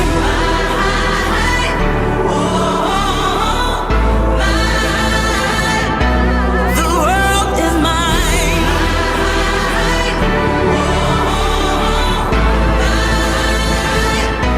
The world is mine. The world is mine. Welcome back to Center Court, Owensboro Convention Center, Owensboro, Kentucky. Wednesday, the sort of the crux point of the American Cornhole Organization World Championships of Cornhole 19. Finn, the loudmouth for the ACO, Mad Maz, right beside me, and we've seen, I'll tell you what, a lot of very interesting juniors doubles gameplay to get us to the point where we are right now. Ashton Watkins, Mason Higgins against Skylar Foster and Sammy Van Sickle. Skylar and Sammy in the red lane, Ashton and Mason in the blue lane. Yeah, we've seen a lot of roller coasters, up and downs from, honestly, the last 4 remaining teams. We've seen highs and lows. We've seen bags that leave our jaws dropped, and we've seen bags that end up on the floor, like the bag that Skylar just threw right there. So it really has been, and that's the fun part about the juniors division, is there's so much of that. There's the trial and error. There's the new shots. There's just kind of the inconsistencies maybe from having, the limited experience. And don't get me wrong, the juniors division is fantastic, but we see a lot more of that roller coaster in this division. A lot more of that risk versus reward and the willingness to do that. I mean, so oftentimes we talked about a guy like Gary Bearpaw. He just wants to own the center of the board, control the whole, you know what I'm saying? So when you get to see some of this experimental and more of adventuresome spirit toward taking these shots and taking these risks, and again, the seniors division, a lot of them come out of games like horseshoes and other target pitching sort of games. These guys are firing up, and their first exposure to this sort of thing is cornhole, and as we were mentioning before the break, all the different sorts of bags, all the different sorts of clubs you can have in your bag, for lack of a better way to put it, give you the chance to play a lot more with a little bit more of a free spirit. We've seen the risk, the reward of both of those things all morning long. So the doubles juniors division continues here. CBC guys working on the other center court, which is, I think right now, they're kind of in a lull in the women's. Right now, they are hosting the fourth place game? The fourth place game. Kennedy Meineke, Justine Smith taking on Amber Fretwell and Megan Puckett. Yeah, okay. Amber and Megan sent Kennedy and Justine to the loser bracket on the upper side. And Sarah Hardy and Emma Jernigan wait for the winner of that. And then in the queen seat, Chloe Arrington and Kim Dice. Nobody, I think, wants to have to cross the drawbridge to get to that queen seat, but we shall see. Ashton sends his bag off that backhand side.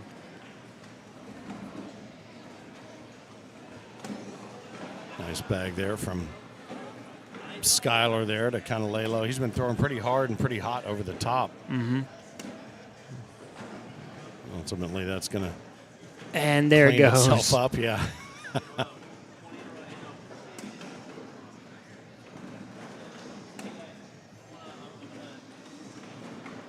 And again, we're in a situation where Mason, they've thrown gustos. Yep, medals, I believe. Yeah, when they're set up the way they are now, you can see the difference. When they're all piled up together, look very similar with that grayish blue. Ashton and Mason throwing the gustos. Skylar and Sammy, what are they throwing? Do you know? Are those? Are they high? No, they're not high rollers. I don't know. I can't see they from are. here. We'll see when the boards change if we get something on the big screen.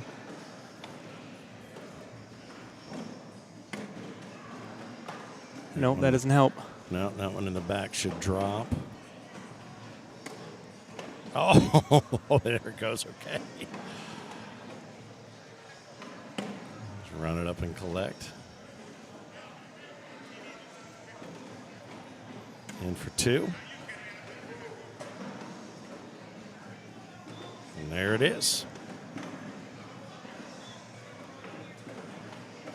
1-0 becomes 2-1. First bag back in the hands of Ashton Watkins. Nice block there, coming left to right. A little bit of work to do there for Skylar.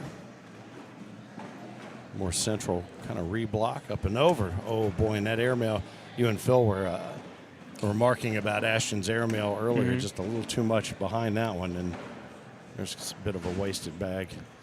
Yeah, Skylar tried to roll over everything and ends up kicking on the left-hand side about 9 o'clock. It's definitely out of play.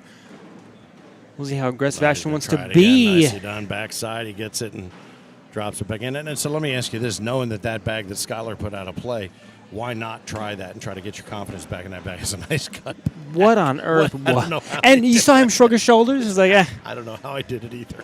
There's another one. Oh, and it comes in and little Scuba Steve off the backside. But, I mean, why not? Look at that. just jumps. 7, 8. And I'll get 1 out of that. That's crazy. But that's again, that is exactly the way you open this. His reaction is with how these guys play. It's just that it's not reckless abandon, but it is certainly abandon. And a former junior beast himself, Seabass, Sebastian Barger, sitting over there in his Top Gun 20 Firebrand shirt, keeping an eye on things here on center court. One of the 2 number 1 ranked teams tied for points at the end of the season. Sebastian, Gary Bearpaw, and the Hurt brothers. Collection, yeah. Yep. So we'll have that playoff. We thought we were going to have it today, but it looks like it's been pushed to tomorrow in the service of keeping us on schedule for today. But lots still to get to today. Juniors, seniors, and women's singles going to be playing through with those championship matches being played tomorrow. Skins Pro Exhibition I'm excited about tonight at 7 o'clock. We're going to whittle that 100% payout bracket of 32 down to 16. The final 16 will play tomorrow afternoon. And then we'll have the World Co-Ed Championship match before all is said and done tonight. 4-on-2 right now with Skylar Foster and Sammy Van Sickle over Ashton Watkins and Mason Higgins here on center court. See Skylar step out. He's got to go left to right, and he ends up going right behind Ashton's bag, takes away the roll opportunity, but does Ashton go up again? We've had intermittent success with that airmail. Oh, and we did. Again, off that backhand side. Just a little strong. Skylar to match, and he goes down. Up and over. Going to go back for it. Yeah, why not? Trust in it if you're going to trust in it. Wow. And Phil would love this. It's an air show back in Owensboro. Owensboro Air Show number 1 of 2 this summer has taken place and will continue to do so here in the. Oh, that was in a bad bounce. And Skylar gets 4. Right there. He was he trying a third to go air third time? What caused him to clip that bag sitting up high? Yeah, we'll take a look at it here. He just catches the edge of that gusto we're watching here on the delay. Just enough to kick him. Yep. And so I'm not sure if he didn't. I don't know. Was he trying to piggyback it? Because Skylar's bag was sitting in front of. Yeah. So, I mean, maybe it was just a, misfire. Maybe he didn't remember Skylar's bag was there. But nonetheless, they get 4.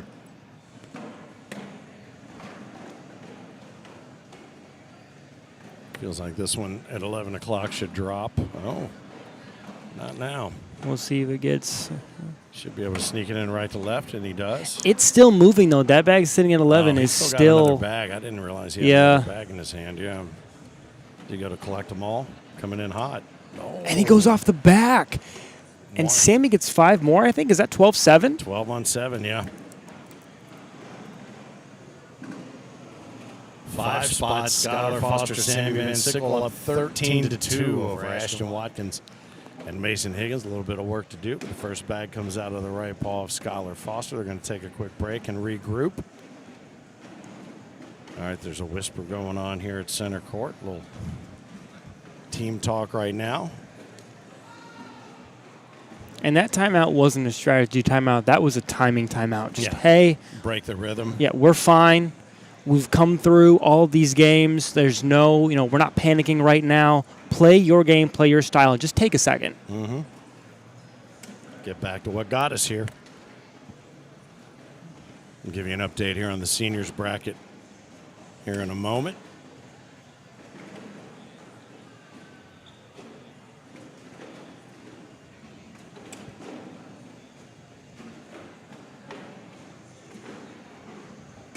Skyler rolls over the top, up and down. He's got a really good roll bag, he does. Boy, Ashton's got such a solid airmail. He's getting about 8 out of 10 of them, I think, to fall. Yeah.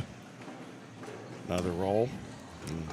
And he just kicks off a little too far left. And that's the thing we talked about with the confidence. Is man. it just goes right back to the well. I mean, that's because he comes in on a zip line. It doesn't even seem high enough to clear the bag sitting in front. Wow, great shot. And again, he missed. I think he has 2 missed airmails in this game, but that does not change his confidence. Goes up and down again.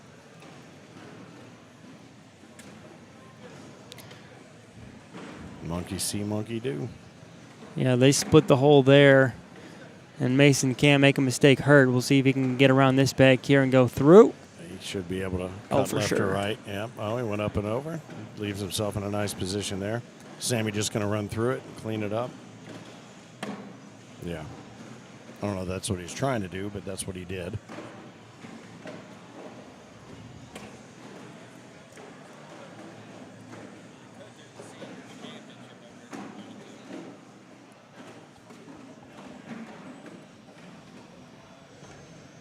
Chance we could pull the seniors championship match over here. I just found out.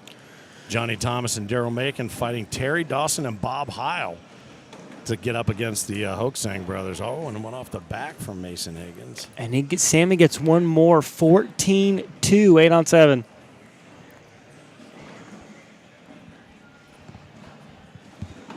Now, have you called a lot of Terry Dawson's matches? I have not. You haven't? I've not had a ton of T-bone experience. Okay, well, if they make it over here somehow, Well, get ready. I want you to time. You're going to be able to time it with a sundial.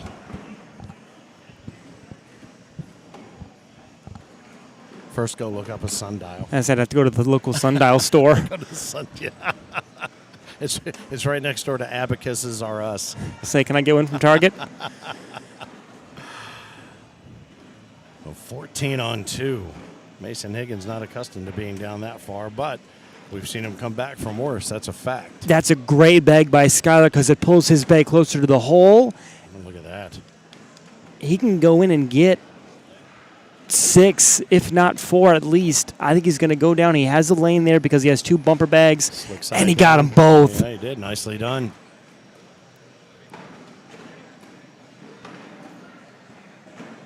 Did he tell him to shoot it?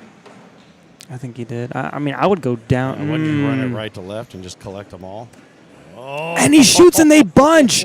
What a bag. what a shot. But man, oh man, that's unfortunate. That's just the luck of a couple of beads right there. Oh, my goodness. It's 20-2. That was a gutsy move. Did not pay off. And now Mason and Ashton cannot make a mistake. Nope. Replacement there.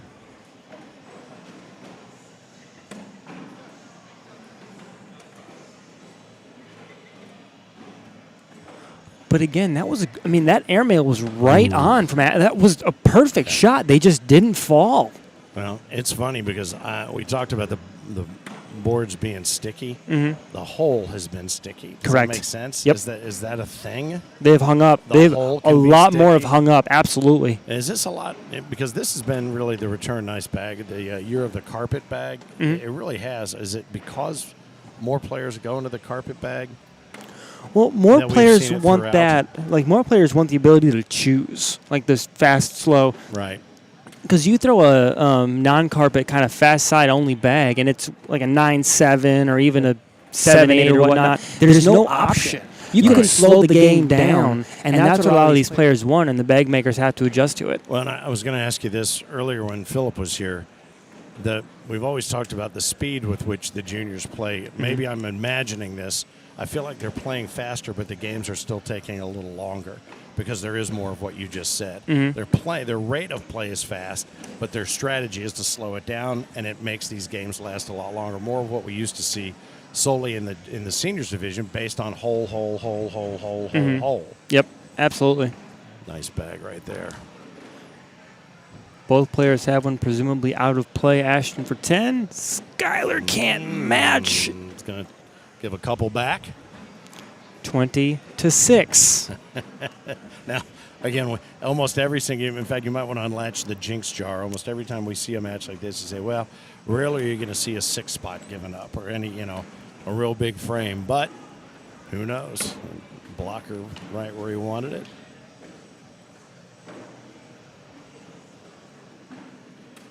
Run through and replace.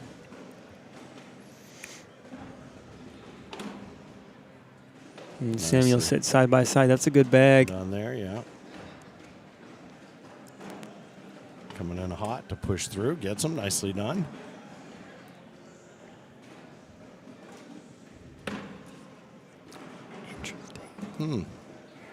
More of the same and leave that lay to the right. Just coming through and collect. Yeah. Interesting. Okay. I thought at first he was going to just sit down, but then it forced Sammy to shoot it to win. He chooses not to. Sammy to collect, and he doesn't, and he gives up 4. Oh, my gosh. Well, it wasn't the 6 You're right. for the jinx jar. Just yeah, unlatch you're gonna this get real that quick. All right. Just in case. All right, y'all just bear with us. We're getting everything together for the women's juniors senior singles. All right, so it looks like the Johnny Thomas, Daryl Macon, Terry Dawson, Bob Howell game has been held back a little bit because we want to make sure we have the opportunity to get maybe the seniors doubles championship match over here. Let's see what's going on in the women's, if who's gotten any closer to Chloe and Kim.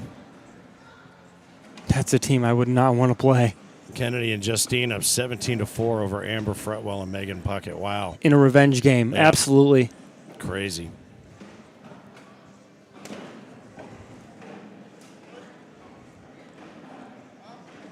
Once you got one under, they got one of those gustos underneath.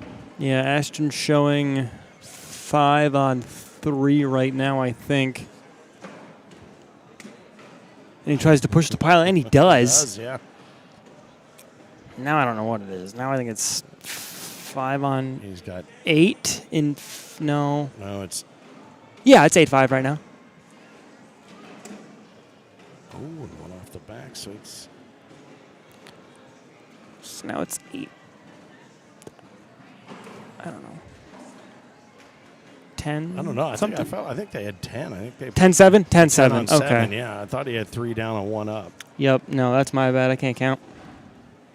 So 20-13. I mean, where were we? 20-2, 20-3, somewhere like that. First it was 1-2, and then it was 20-2, 2, yeah. and now it's 13-20.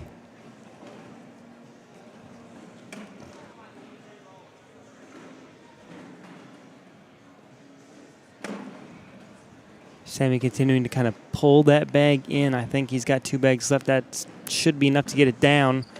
Oh. Now Mason sits right behind it, which is not the worst place to put that bag. Let's see what you got. Roll. Yeah, oh, man. Just hop, skip, and a jump. That's crazy. That wasn't even really a roll bag as much as it was a stop, jump, and roll bag. And they'll take a timeout and we'll look, because Mason asked, do I go up or try to go around it? Because the question is, if he goes around it and leaves it for Sammy, Sammy shoots it, drags it, wins the game. Right. Do you put all your chips in Sammy missing, or do you try to push through it? If you miss, you lose the game. You lose, right. Yeah, it's who do you want to lose the game for you? Oh, Which is a weird way to say it. yeah, no, I agree. Whose hands do you want your fate in? Yours or his? And he goes down and hard, Oh, and he left it sit up. It's all right. and Sammy's going to take a timeout. Yep. Now the question is, how is it pinched in such a way that he can't? Well, he doesn't have to get it. All he has to do is Put one bag. He has to drop get it one in. of those bags so he can shoot it hard and try to push that bag. So he's throwing on its outside lane here. So he can clip. If he clips that right-hand bag, even if he sends his bag off the back, if he pushes that bag in the hole, they win. 9-8. He goes up for it. Oh, and it sits backside. Oh, God, I just missed Oh, just that much, catching that backside to roll. you saw it And take a on tour of the right- globe wow, there, Finn. It sure did. It used every bit of the arc. So 20-13 is what we are still staring at. Wow, that was a really well played shot, though. And I mean, you know what? You got a couple of points to play with. You don't have them for very long. I don't think you're going to have them for very long. But wow.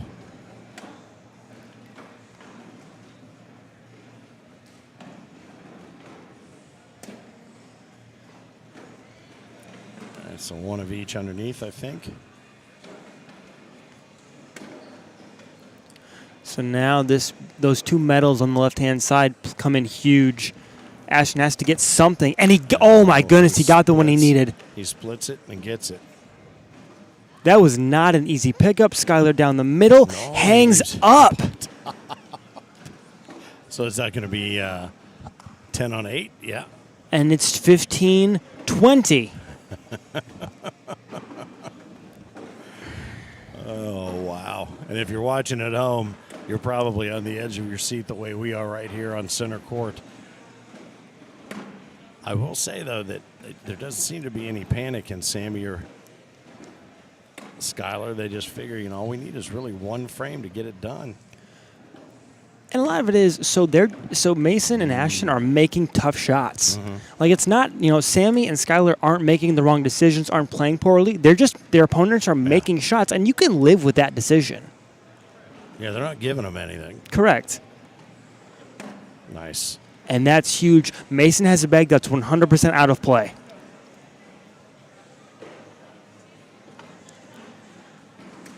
Just leave it sit. Oh, boy. So right now it's showing 8-3, but Sammy has all three bags just plugging that hole. If something falls, Oh, did he get and they don't, 8-6, they still sit. Oh my goodness, they're not coming. moving. It didn't go anywhere. Wow. Wow. Uh-oh. Skylar's getting a little frustrated now. I think he wants to put an end to this. 17-20. Wow. And look at this. It goes in, it gets in, it scoots, but then it leaves everything where it was. And they stood and gave it an opportunity to fall. Wow. Look at it. Look at Skylar. He's just got to laugh. He's like, dude, I'm trying everything I can. I'm sending every vibe I can toward that. But 20-2 is now 20-17. Ashton Watkins. That's a good first bag. Nice block.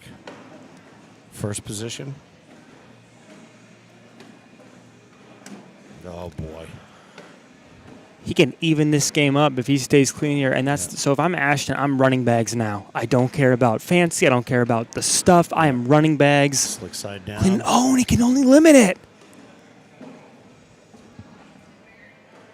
If they can gather it back together and only sacrifice 2. Oh, great bag, man. He saw Ashton start to laugh. Can he get around this one and make Skylar go get it? He doesn't. So right now you're looking at If he pulls this bag in, Finn, he wins this game. Sammy tells him they're going to take a timeout. Okay, let's go look at it. Sammy told him, step out, go slick side down, and try to clip it. But he's got, I don't think he can clip. yeah, I know that's a lot because he's got the one actually. off the left side. Yep. So he's got what, 2, So- one under, one on. That Right. he can. You think he can get that though? Right now it's 8-4. I think stepping out is the right decision, but I don't think you put all your chips in the fact that you're going to clip that bag. If you do, you do, but that's not where your shot, that's not your goal here. You give up 8-7, that is what it is. You miss. And he missed. He did. He missed it. So That's 8-5. 8 on 5. So that's 3. So it's a tie game. 20-2. 20-20. Wow.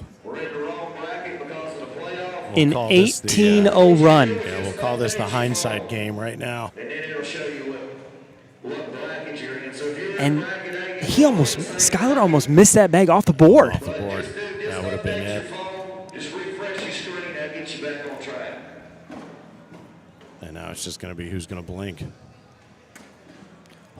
Man, I thought Mason was going to jump the hole again. Going to lay a block. Oh, it's going to go. There it goes.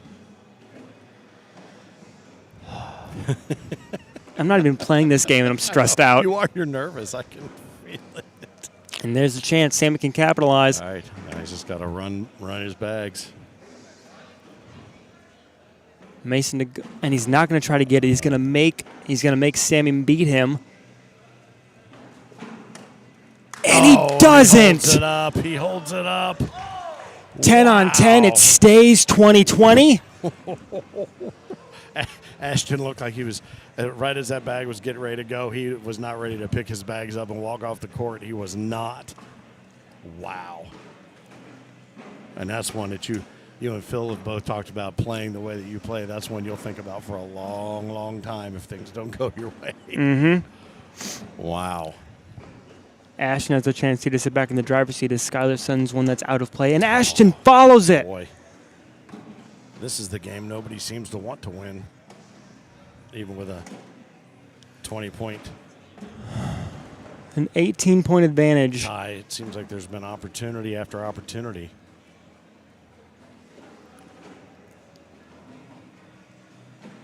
You just kind of got to, what the?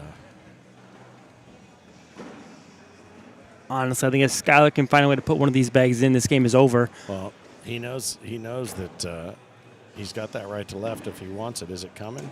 There it is. Mm-hmm. Ashton has to go in here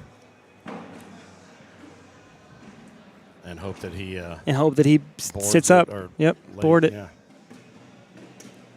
And it's not in.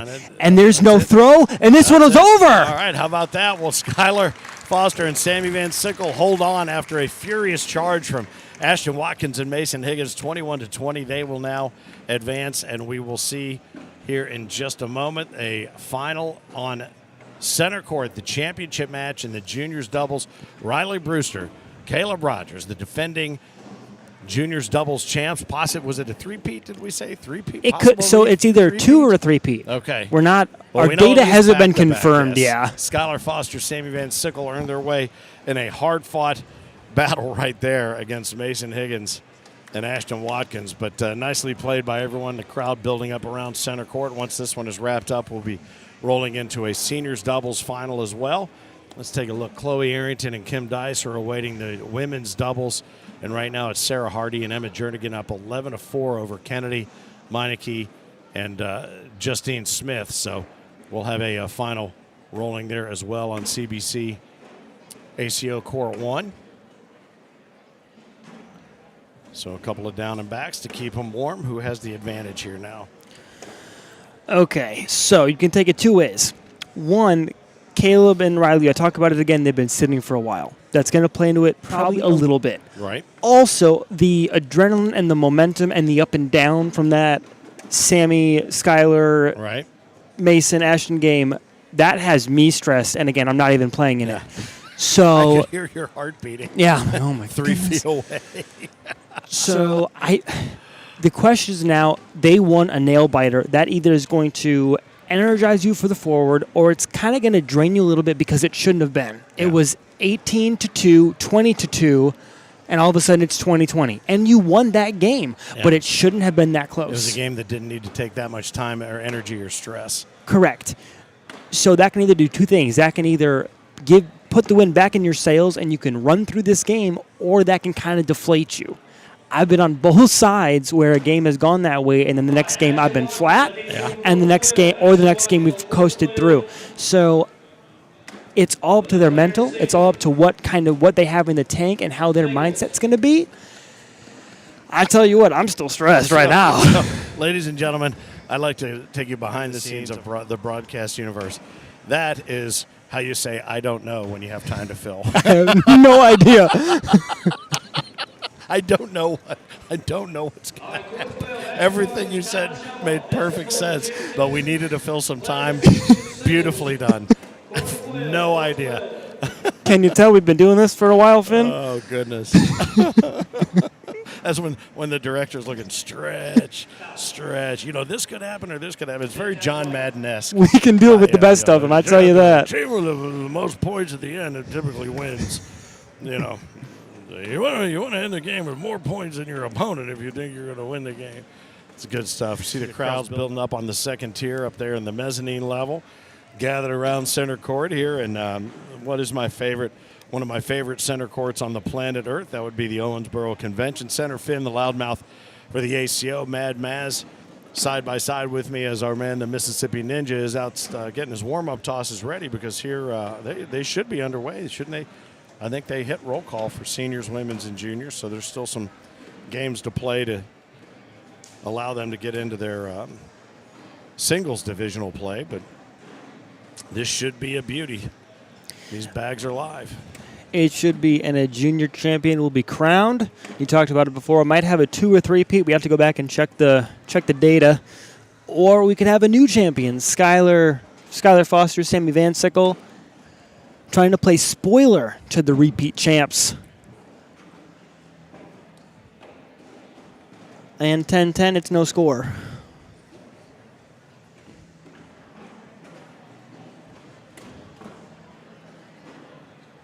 And again, they don't waste any time delivering the bag, but there is a lot more strategy versus just crush, kill, destroy than there used to be in this division. And we cannot say it enough. Oh, loses one off the back and drops one of, nice airmail there by Caleb. Oh, unmatched. Gonna do it again. Yep, over the top. Oh, he runs around the hole. Sammy says, all right, well, I'm going to go ahead and take one there and just give up, what was that, 10 on? I think it's 8-7. 8 on 7. Yep. So the first penny posted by Riley Brewster and Caleb Rogers, playing out of the blue lane. Right now is the higher seed, but seeding, again, doesn't really matter in this particular divisional playoff.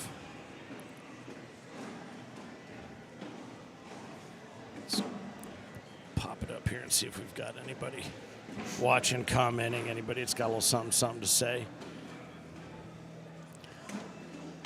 Over behind us on center court 2, the CBC boys, Kennedy Meineke and Justine Smith lead 15-13 over Sarah Hardy and Emma Jernigan. And the winner of that game gets the right to play Chloe Arrington and Kim Dice. Right. Yes. Welcome. Hello, Frying Pan. Welcome to the fire. Yes.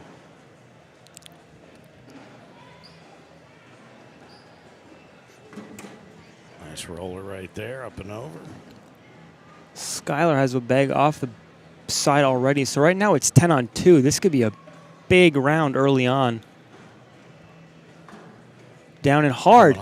And he pushed it up through the pile. That's the best he could have hoped for. Right what a bag. He limits it to 5. Done. Wow. That's very nicely done. And he's, you know what he's saying to himself, I shouldn't have put myself in that position, but why didn't I do that last game to reduce some of the stress?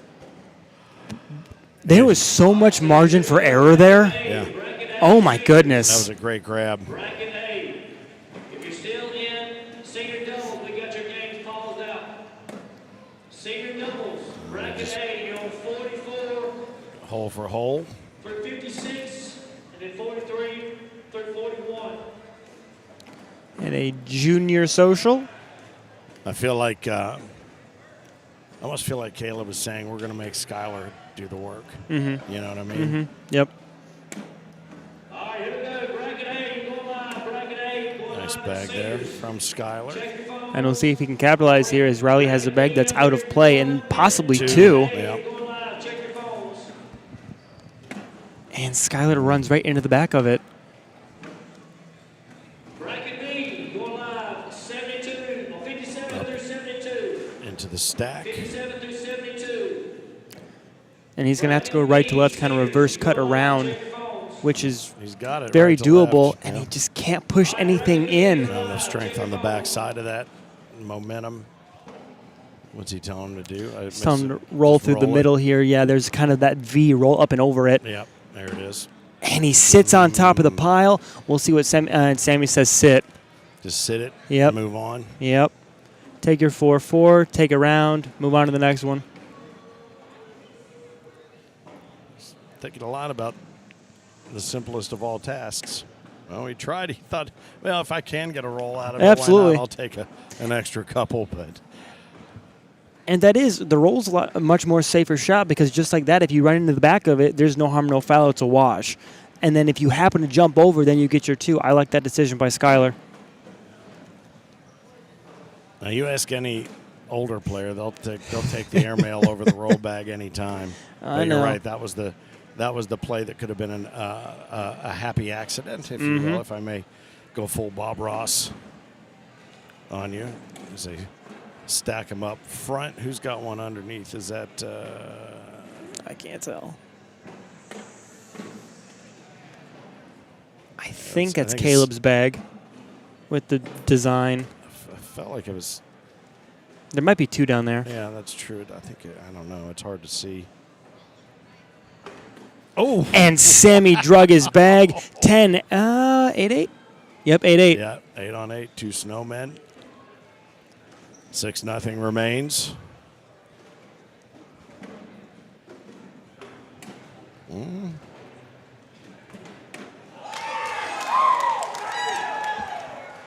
Uh-oh. Everybody's looking for their scoreholio to see what's happening. Kennedy Meineke and Justine Smith take down Sarah Hardy and Emma Jernigan 21-15. There it is. And to the women's final, they move. All right, so if you're checking out both center courts, both streams are available for you right now as we handle the championship match here in the juniors doubles. The women's doubles is set now. Chloe Arrington, Kim Dice have to be double dipped from Kennedy Meineke and Justine Smith. You heard the roar of the crowd behind us as they made the advance. Keep an eye on things here. Continue to be plugged up around the hole. Riley comes in and stuffs it up. He wants them to come down and take a look at it, does Sammy. So Skylar's going to shuffle on down. These guys exchange taters and talk a little bit about how to increase their lead. Sammy probably, what do you think he's telling them now with what he's got to look at? Because there's more available than what you're seeing on the screen. But Yeah, so at 6-0, what's your risk versus reward there? correct. And we've talked about Skylar's right to left, how it's good, and he definitely has one. He's showing 2 bags on that right side if he tries to go right to left. The problem is they're both sitting stick side. Right. So if you run right into the back of them, there's no guarantee they're going to go. On the other side of that, if you throw it slick side down and try to bully everything through, Riley has bags sitting slick side. Yeah, so I think if down, yeah. if Skylar's fall, Riley's fall, what's the risk versus reward? Right now, I think it's Or it plus just 2 jams for it somewhere. all up. Oh, and there it was. So he took off a couple things. I don't know what that was. 2 off. 7. 2 off. Was it a 7 spot? Did he take 2 of his own off the back? I think he did. Oh, let's take another look here. On the delay, we'll be able to see here. Yeah, it's a 10-3. That's what they put in. So he comes in hot, takes 2 of his own off the back, one in the middle, and leaves one Yep. sitting up top. Yep, that'll do it. So 13-0 right now. And what was it we said about Caleb making Skylar do all the work? That's exactly what's One been way or happening the so other. far. Yeah. One way or the other. So Chloe Arrington and Kim Dice battle Kennedy Meineke and Justine Smith for the women's doubles championship. The seniors doubles last couple of matches being held here. See if we can get them to center court as well, so you'll be able to see all 3 championship matches here on the ACO Digital Network. Finn, the loudmouth for the ACO, Mad Maz side by side with me against some great action. We've seen some great shot making. We've seen some inexplicable shots taken as well. And boy, he's having a hard time with the control when he goes slick side down, right to left. That's not a great back there. But it does limit Skylar's ability to go after that bag on the left-hand side. Yeah, I just don't know. Was he going to go after that bag, though? Because he's not had luck Look at that. What a just flop. It's a pancake. It looked like one of those truck tire things where those guys do the world's strongest man stuff. Just go flip it up and over. Oh. So 10 on 8. It's going to be another 2. 17-0. And so I think, when I was just stretching out my 1 or 2 sentence dialogue, that game kind of took the wind out of their sails, Finn. Yeah. That's what I'm seeing from this. They didn't make the shots they wanted. Sammy got frustrated, at the later half of that game when neither of them were just hitting the bags they wanted to hit. And I think we're seeing that now.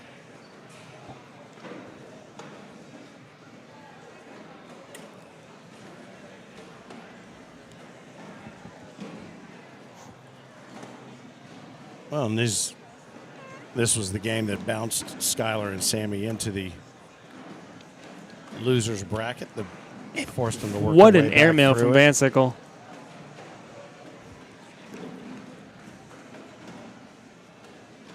So a double 4-bagger there. Cheers. A junior cheers means it's soda. Yeah, it is. Diet Mountain Dew versus your, what is that? Rockstar. Yeah. We remain age appropriate. Yes, we do. Now when the Oh, seniors come what to a great town. bag. Yeah. All bets are off. Get out the funnels. Yep. Oh, nice roll And and he- collect. Picked his own bag up. That was insane. That's a nice bag. That's the one we've seen him do. I think probably the best of all is that cut back to the left side. Oh, wow. Wow. And Skylar's going to go after this bag. I don't like I that. wouldn't chase it. I would. Oh, And he got like I it! said, I would do that. Okay, well, I think I only have a 20, so I'm not putting $1. I'm not putting 20 bucks in there. Yeah, well, you challenged him to I did. to beat your jinx, and you did it. I did. Cheers. That was a great. I think I would go down there and go get that one. So that was a good blocker there from Riley. Early on. Maybe that puts a little freshness back in their spirit and in their legs. And Sammy's been very consistent. He seems very nonplussed by all of it. He has been, but he has that miss on the right-hand side. This one going across body, I don't say go after. But, and he does, and that's it. That's going to do it. And that'll do it, and Wow. they will repeat or three-peat, depending Yeah. confirmation. Oh, it is the three-peat. We're seeing the threes held up. Three-peat, absolutely. All right, well, we'll bring the boys over here as we set up for the Seniors Doubles Championship, and we'll see if we can squeeze a couple of words out of the fellas here. They do seem crazy excited.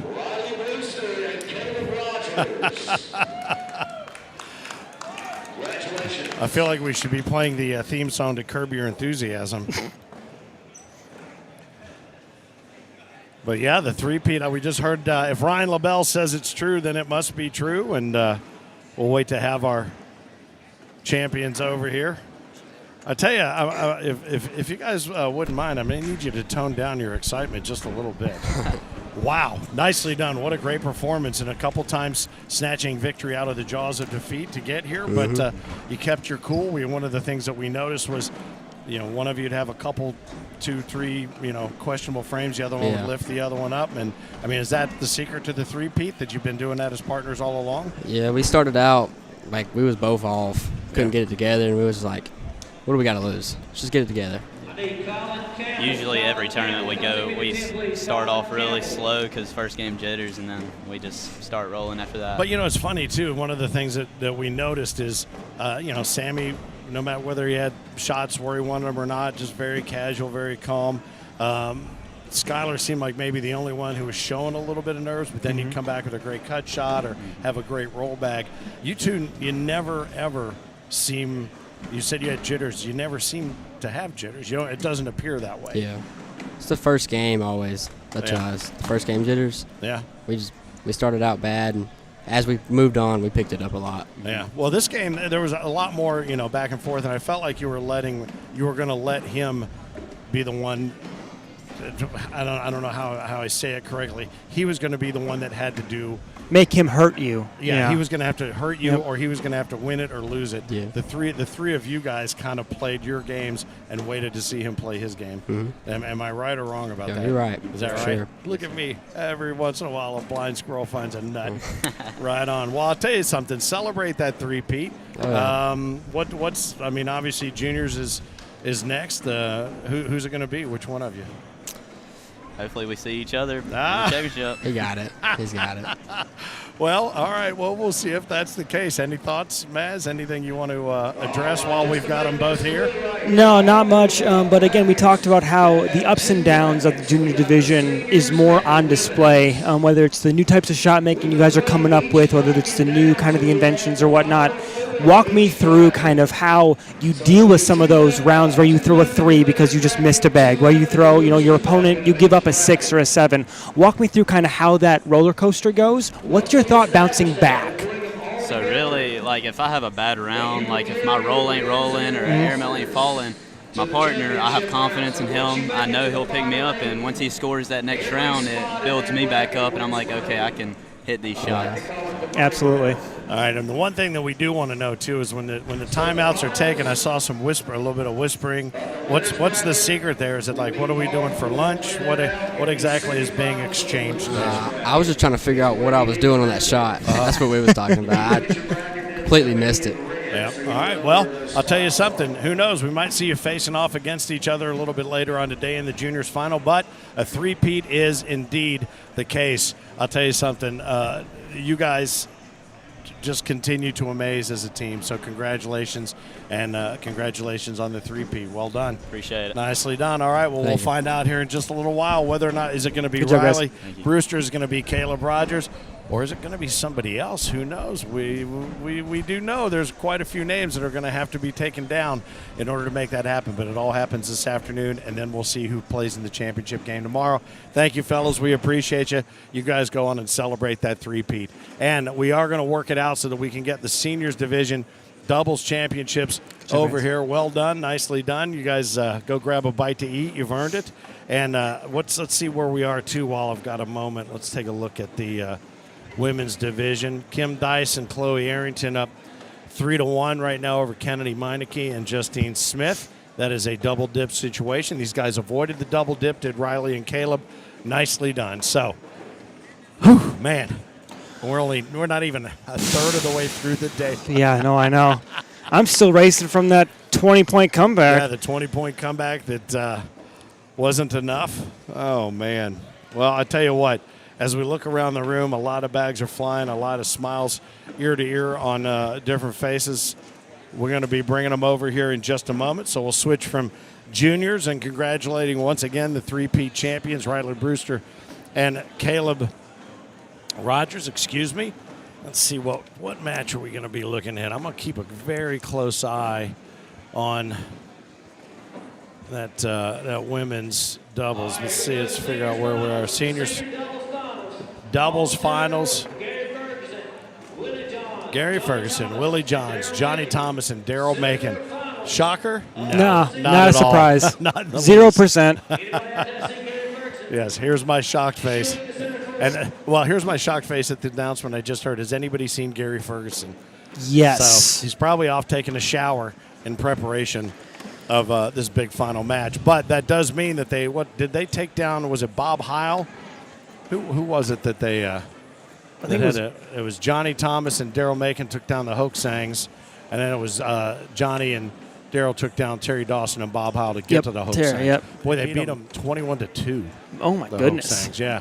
So I'll tell you what, Johnny Thomas and Daryl Macon, a big part of that playoff for senior player of the season.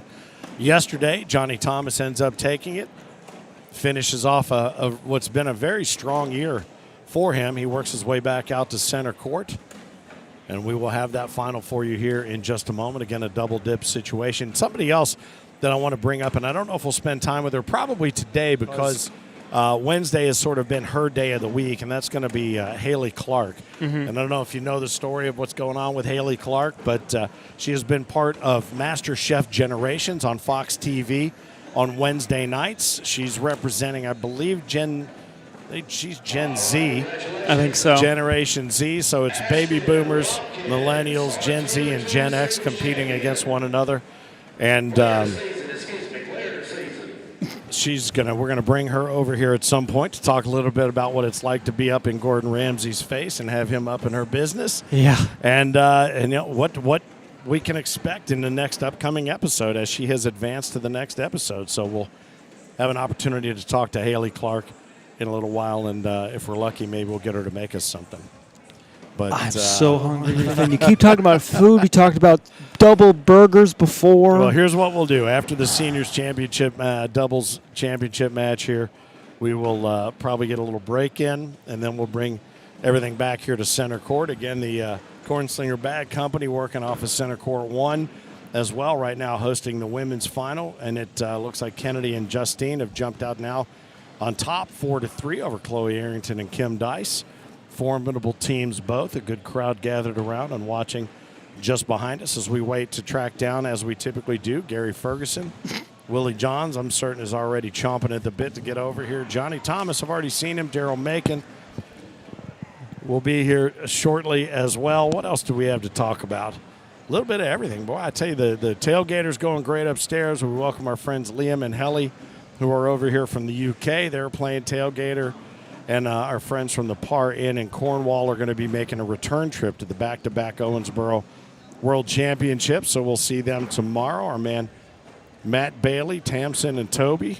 Toby, who's, I think, sort of become the unofficial mascot of the ACO Europe and maybe ACO USA as well. He has won the hearts of many here in the States.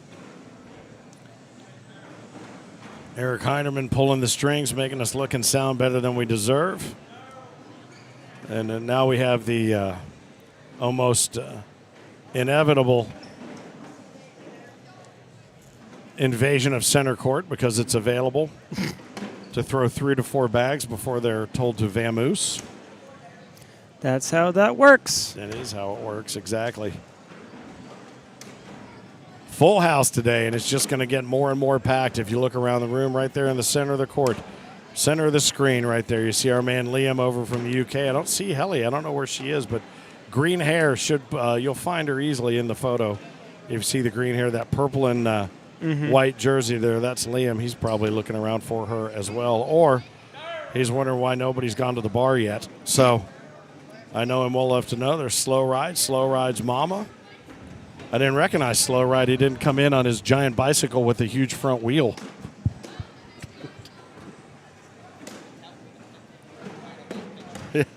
Right. Yeah. Where's Waldo?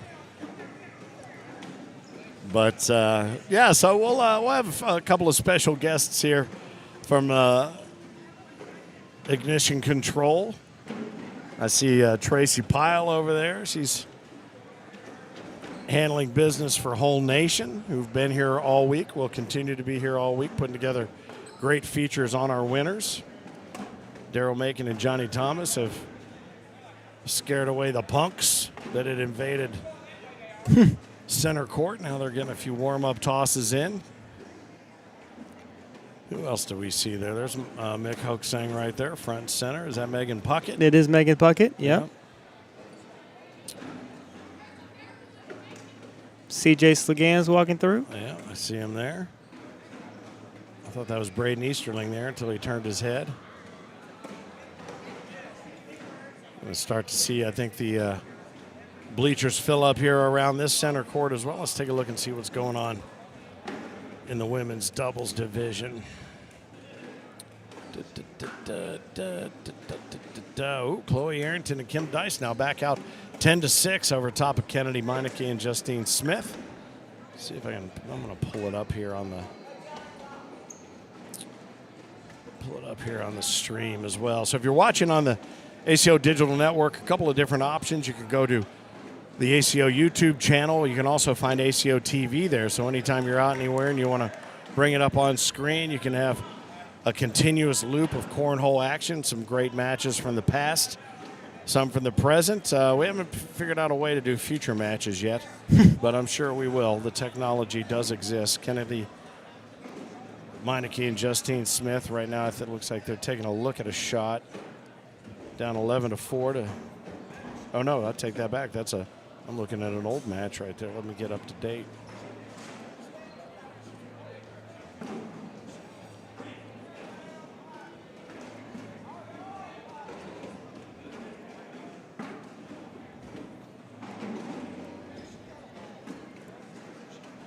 Well, as a shock to no one at all. Oh, there he is. As I say, we've got 3 of our 4 competitors ready to roll, but there is Fergie. He has made his way over to center court. And he's got a drink in his hand. Yes, he does.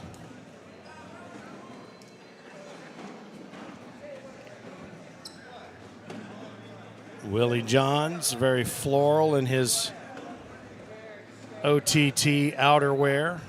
I believe that might have a little Punta Gorda something. Yep, that was from the Classic.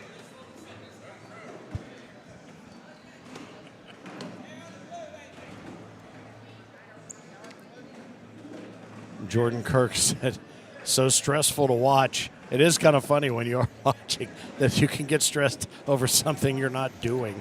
Yeah, no, it's a nightmare. Yeah, all right. Well, we're waiting for these guys to gather their weaponry and build the audience back up here. So should be a fantastic match. Gary Ferguson, a former king of cornhole when he won in Bradenton, Florida just a couple of seasons back.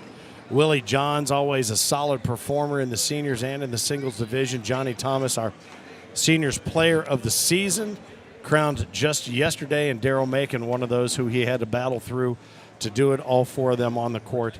And it'll be a double-dip situation for Johnny and Daryl to have to double-dip Gary and Willie. We'll be underway here in just a couple of moments. Alan Ballard.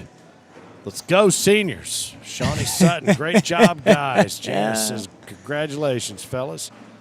Karen Harris. No, folks from Alabama never at a loss to point out 3 of the top 4 teams Alabama showing out. Yeah. Big time. So oh, of course. They're going to go down here. I don't know if this is... Going to examine the boards because they got to be 27 feet exactly. No, yeah. Don't want none of that 26-foot nonsense. I don't know what they're looking at there. I guess they're trying to true up the front side. They've been adjusted to make sure they don't slide. Yeah, they're taped down, so good luck, guys. Yeah. I guess they're going to talk about what they want to do there. Fergie's got his eyes on you. Yeah, I got him. You know you're in a seniors division. What's that?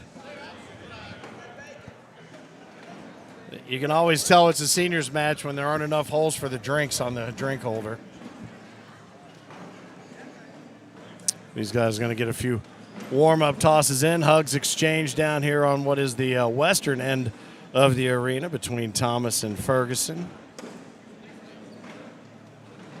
Macon and Johns. It sounds like maybe the world's sketchiest law firm. Macon and Johns. Yeah. You talked about yesterday, Finn, how the seniors player of the season came down to Mick and Johnny and Daryl playing against. So those 2, Johnny and Daryl, playing against their doubles partners. And then that brought me back to the Miller twins, the Smith-Miller twins. Yes, the Smith-Miller twins. Yes. In Toledo, yes. When we watched TJ just dismantle the field and he had to take down his doubles partner, Steve Smith, along the way. Yep. So we're starting to see that more and more. High-quality doubles teams end up meeting farther along in singles tournaments. And we just had another potential face-off standing up here with us a moment ago with the junior singles champion. Caleb and Riley could very well be facing off. Now, they are going to have to get through a handful of others, mainly right now. Although the difference between today and yesterday between, say, Isaac Hurt and a couple of others, Mason Higgins, who've had, some ups and downs here over the last couple of days. Yep. Who knows? It's going to be fun to watch, and that's why we play the games, as they like to say. So as these guys continue their final down and back warm-up tosses, they're up there. I do love it. It's like a monkey looking at the moon. They're trying to figure out how long the delay is on the big screen. I know. Up, they're going, wait a minute, I didn't do that. I did that like 8 seconds ago. I tell you, this technology, it's baffling to some of these old folk. It's all right. My mom still refers to her mobile phone is her machine. So Is it also the Facebook? the Facebook? no, it's and it's not the Walmarts either. That surprises me. She's kind of hip to that. I got to go to the Walmart. To the Walmarts. Well, the women's doubles drawing a huge audience. Juniors doubles, huge audience. All the way down the line, the big blind draw last night. Huge audience. Our silly draft that we did last night that fortunately and unfortunately for you, you were not able to participate in because you were out there defending the honor of one Kim Dice in co-ed. Final stretching being done by Fergie as he gets ready. But even our Taco Live draft, about 8,000 plays already. So we'll find out who has put together the best draft team. And player of the season, seniors and women's, massive audience. So we appreciate you being along for the ride with us here at Center Court, Owensboro. These bags live. Are they ready to go? Have they agreed to get underway? Ferguson with the first bag out of his right hand. A little bit loose and to the right. Johnny Thomas. Loosen on the backside. On the backside, yep.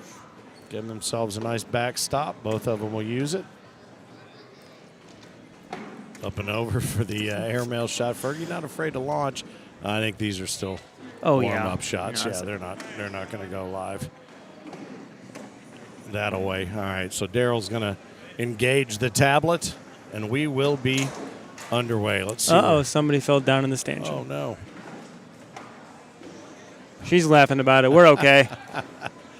I don't think we got it on camera, so no. If it isn't on camera, it didn't happen. How about Kennedy Meineke and Justine Smith up 19-16 on Chloe Arrington and Kim Dyson? What's game one of what would have to be a double dip situation? That would be huge. That'd be a monster upset right there. Spinning that bag for first pitch, basically, because there is no lower seed. What's that? There is. Oh, this one is seeded? Yeah, these seeds are real. Well, I mean, all the seeds have been real because if somebody does have tournament points, they're real seeds. Oh, well, I guess so. But it does leave a lot to the imagination. We thank the folks at Scoreholio for seeding the tournament for us. Mm-hmm. So Johnny and Daryl, the higher seed according to the bracket, 4 on 36, take first bag. Now I'm going to check and see if they actually have season points. Daryl leaves one up and over. Willie's got that middle. He's going to gather one of Daryl's with him. Chance to pick up a couple right out of the chute with that 45-degree. Nobody has senior double points. Nobody. Yeah, so it's seeded by throwing what, literal seeds on the ground, and whoever picks up the most. I think so. 19-18, Kennedy Meineke and Justine Smith holding on to a slim lead in game number one against Chloe Arrington and Kim Dice, but only a 3-point effort needed from them to close out in one game. First bag out of the right hand of Gary Ferguson, laid low. He's going to double down on that bet right there. Johnny Thomas, is he going to go up and through? Well, he muscled it up there. Had his Wheaties this morning. See, Gary kind of gave the head tilt. Mm-hmm. Going up. Oh, look at that. That's a great bag. Nice cleanup right there. Johnny's going to run through. Yes, he does. All right, congratulations to Chloe Arrington and Kim Dice. Oh, they took They the 3 came back. points. They Yep. did.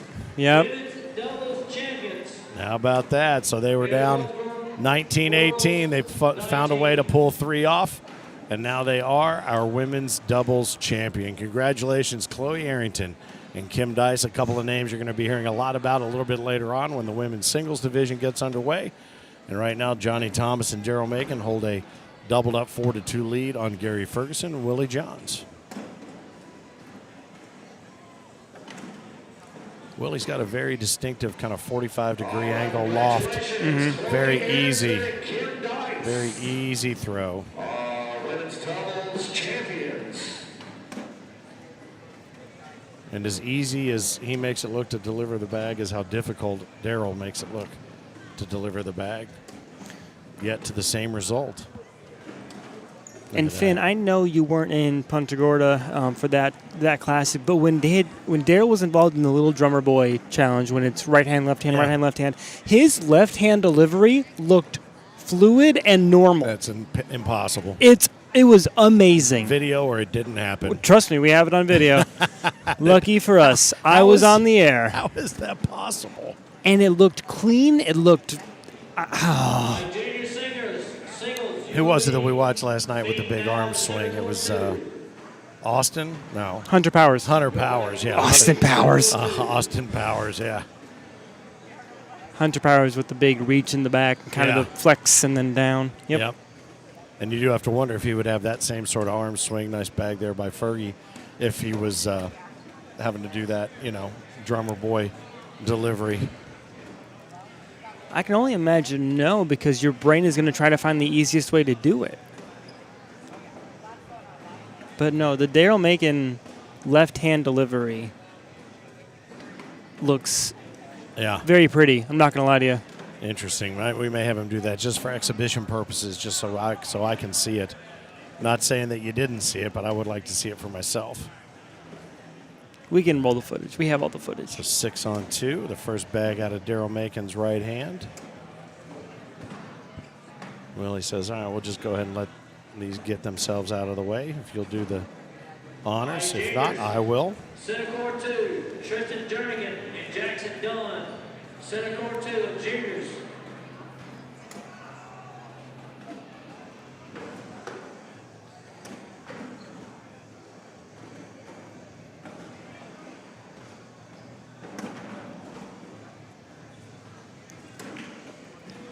And Willie Johns can't convert. It's a 10-on-10. He picks up no points. It is still 6-2. Johnny and Daryl. That's not fair, 3-2. I know. Johnny and Thomas and Daryl in the red lane, showing a 6-2 advantage on the scoreboard. From Owensboro, Kentucky, the Owensboro Convention Center. Thank you to the Visit Owensboro people. You guys have been wonderful to us. World's 19 marches on. We have crowned a junior doubles champion. We just crowned a women's doubles champion. Senior doubles is next. Johnny Thomas, Daryl Macon, Willie Johns, and Gary Ferguson. Comes down to this. And they have to get through this so they can get over and start playing senior singles. And that, again, it comes out as a great area. Gary. How about that? The nicely done there. That's a Johnny Thomas special right there. He's got one out of play, so he's just going to have to be happy to give up 2 unless Gary does him a favor, which he is not wont to do. I was going to tell you something really important a moment ago, and that airmail and then that push took me off my game. 6-on-4 as they give up 2 to Willie and Gary, to Johnny and Daryl.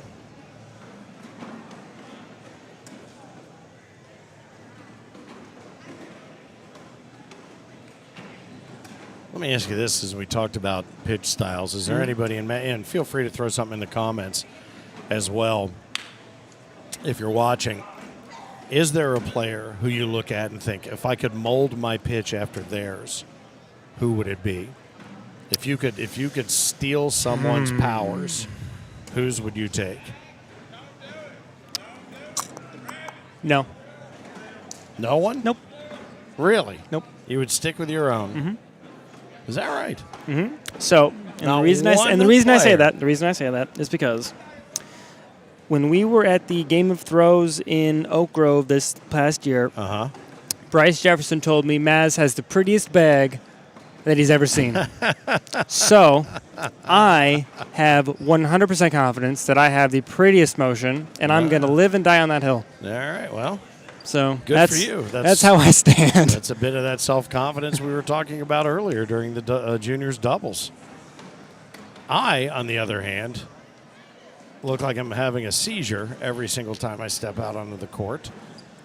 I think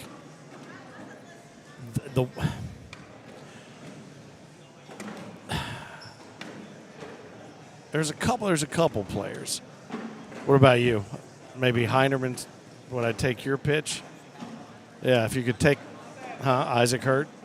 I mean, their throw, the whole approach to the game, The whole motion, thing, yeah. everything. And I would tend to say from a fluidity standpoint, I would say maybe Caleb, but there is something about McKenna where she throws that knuckleball bag, and yet somehow it does what she wants it to do when it gets there. Mm-hmm. There's something about that I would like to have because I think that would throw a lot of people off that I was playing against. So there's something about her style that intrigues me. It is just captivating. It really is to watch. It's hard to process when you're looking at it. You're like, Yeah, I get it. That should not do that. Why is Yeah. it so good? Yeah, I don't get the science there. But and then who is it? Is it Braden Easterling? Who is it that has it's almost a doppelganger for Caleb's throw? No, He's got Brandon that- Earls. Brandon Earls, yeah. They are almost exact pitch twins, if there is such a thing. Lots of bags stacked up on top as they gather their weaponry. They got to get in there and add their scores in there, which amount to a wash. Willie John's first bag out of play. Gives Darryl a great opportunity there to make him pay for it, and he does. All right, I got some names here. I'm going to run down the list real quick. If you hear your name, please come see me with your phone. Andy Teal, Chris Day, Willie boy. again. Dalton Sixty, See if Daryl can make it hurt here, get at least 4 if he goes in. All right, up the middle. You're going to give him the middle. He's going to take that middle 4 spot, adds it to the tally. So 6 on 4 becomes 10 on 4. The inevitable list of names being read out over the PA while we're doing this is on. So pay very careful attention if you're out watching and you're supposed to be here. Never fails.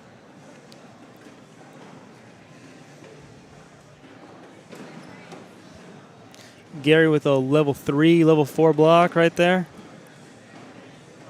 But now, will either one of them mess with it, or did he just do that to I don't know. screw Johnny's vibe? Because he's got a typically pretty spot-on airmail.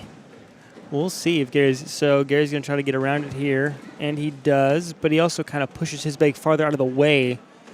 Oh, that could be what he wanted. Can he clean it up and go through? He can't. No, he's just he's got one He's trying to be cute with it. left, and he can probably best bet just to run it up the middle. But Johnny says, nah, I don't think you are. So he's going to shoot it. Shoot it for 1, drag it for a couple. Up and over. Oh, no, Clean. it is. Too clean. So good. He'll get 1, 6-5. His might be the cleanest regular time after time after time airmail. Yeah. And he just steps up and he goes, he might as well just go, here's the airmail, and look at you while he throws it. 10 on 4 remains, 10 on 5, yeah. Yeah, 6-5. He picked up 1 with that clean, crystal clear airmail. So here's the thing. If you would ask me what aspect of a player's game, I would take Fergie's airmail for sure. Yeah. For sure. Because it's so consistent, and no matter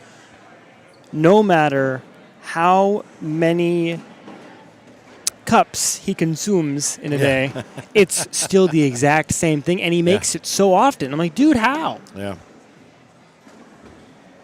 He's got one right in there in his hand.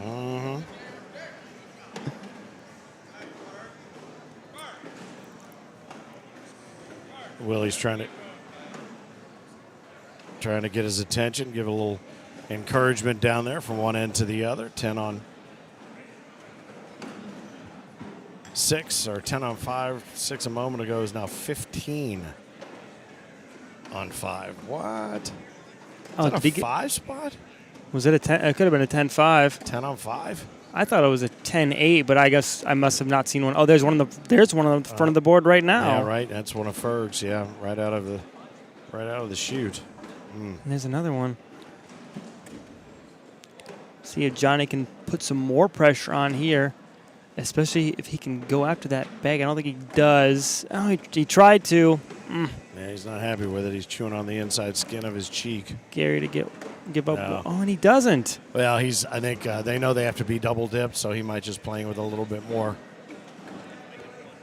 casual abandon than we're accustomed to. Let's see. Should be 18-5 if my numbers are right. And they are. Daryl Macon lets it fly. Perfectly placed. Oh, and he put him on, as Phil likes to say, Temptation Island there.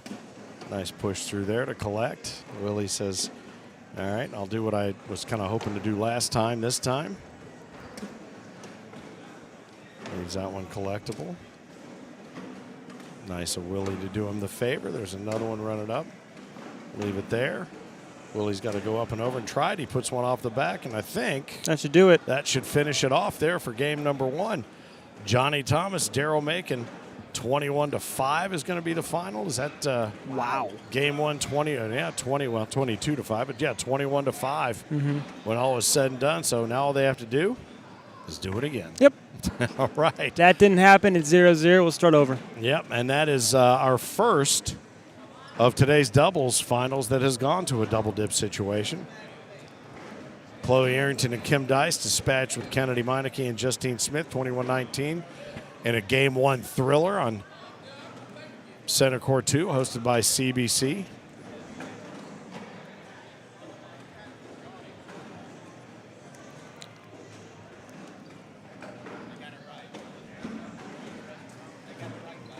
All right, so first bag.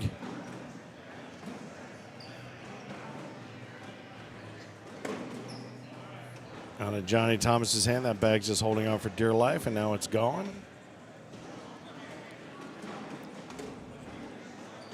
And I think you saw it got to a tipping point in that first game where Fergie's just like, I'm just going to play around and see what I can get if I can get it. And I think he and Willie both they had like a little bit of a hand signal, like, let's just move on to the next game and get it done there. But who knows, maybe not.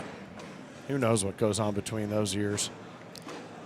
And that is interesting because that's another thought. When you're in a situation that you have to be double dipped, at what point are you okay just giving that, this game wasn't my game, we'll get the next one. Give it away. At what point is that okay?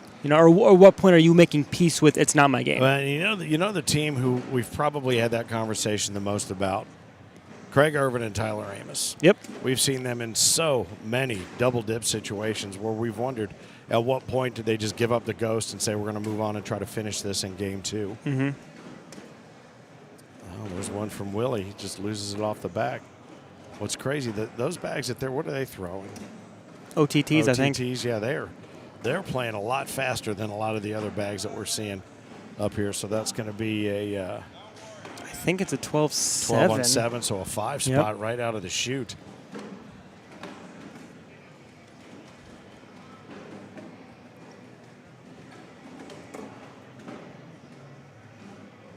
This is on pace to be perhaps the fastest senior doubles final in the history of cornhole as well.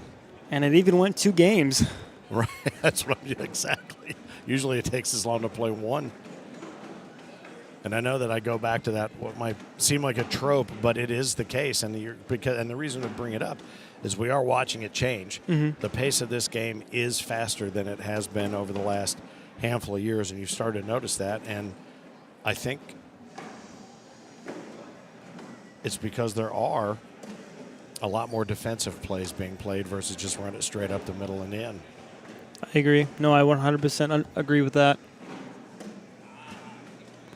We'll give Johnny and Daryl 2 more. 10 on 12. That's going to take it to 7-0. Nothing.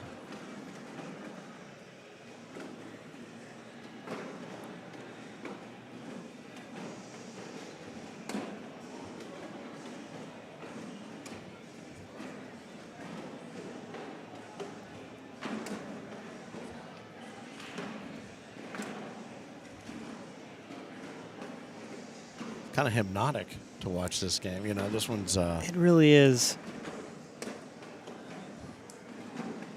nothing fancy.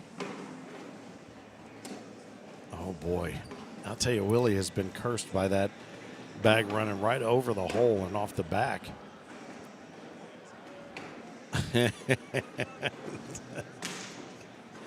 I read his lips there. Oh, he tried to get it up and over, and he does. And he piggybacks Daryl's in another 12 on 7. Yeah, oh boy.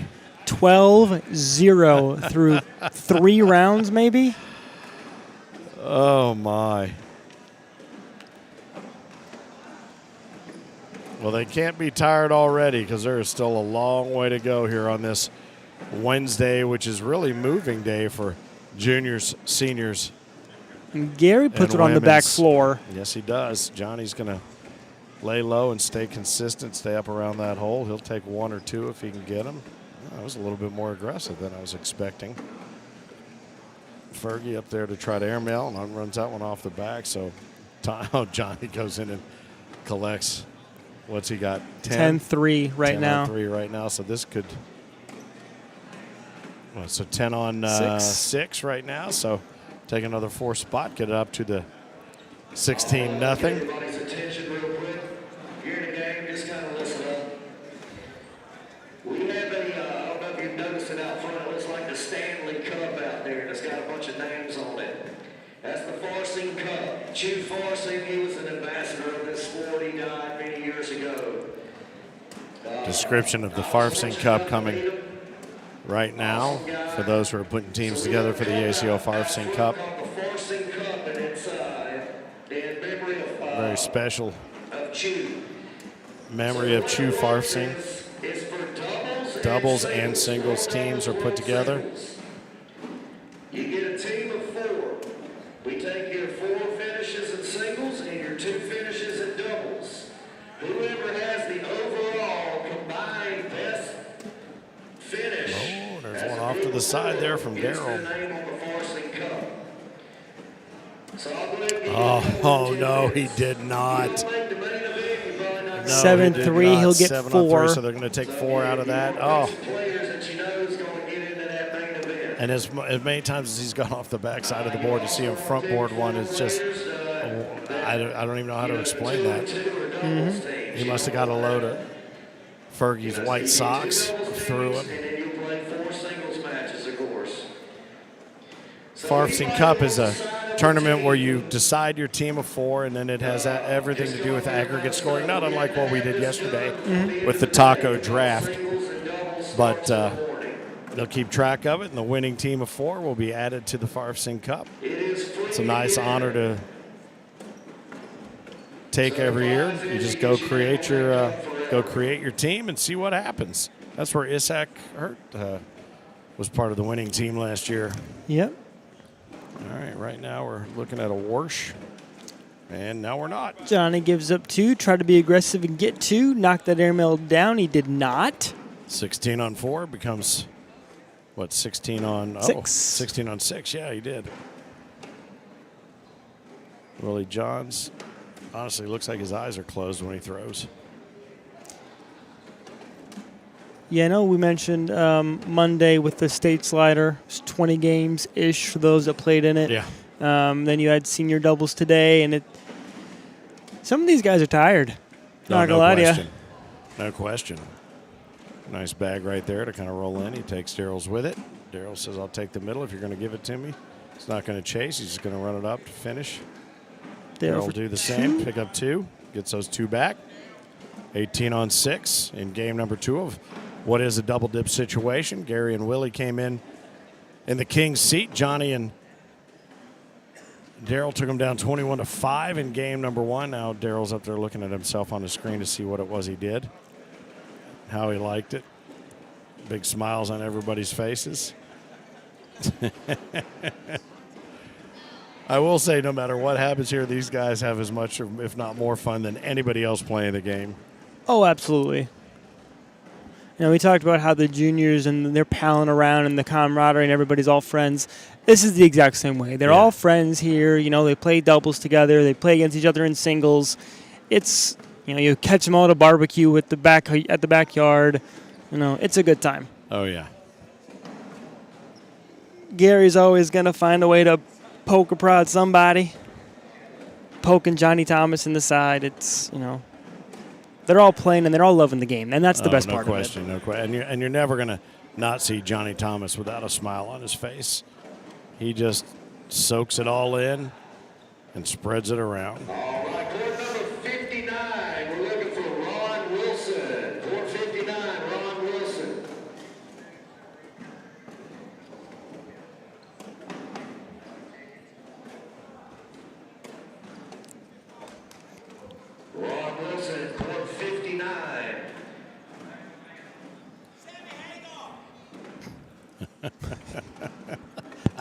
I don't know what Sammy Hagar being shouted out is the indication for what he's going to do there. Oh, Johnny tried to run it through. That's his speciality. It's a good bag because now if Gary puts it on the board, he loses. He's got to try to get the bag in his hand in the hole.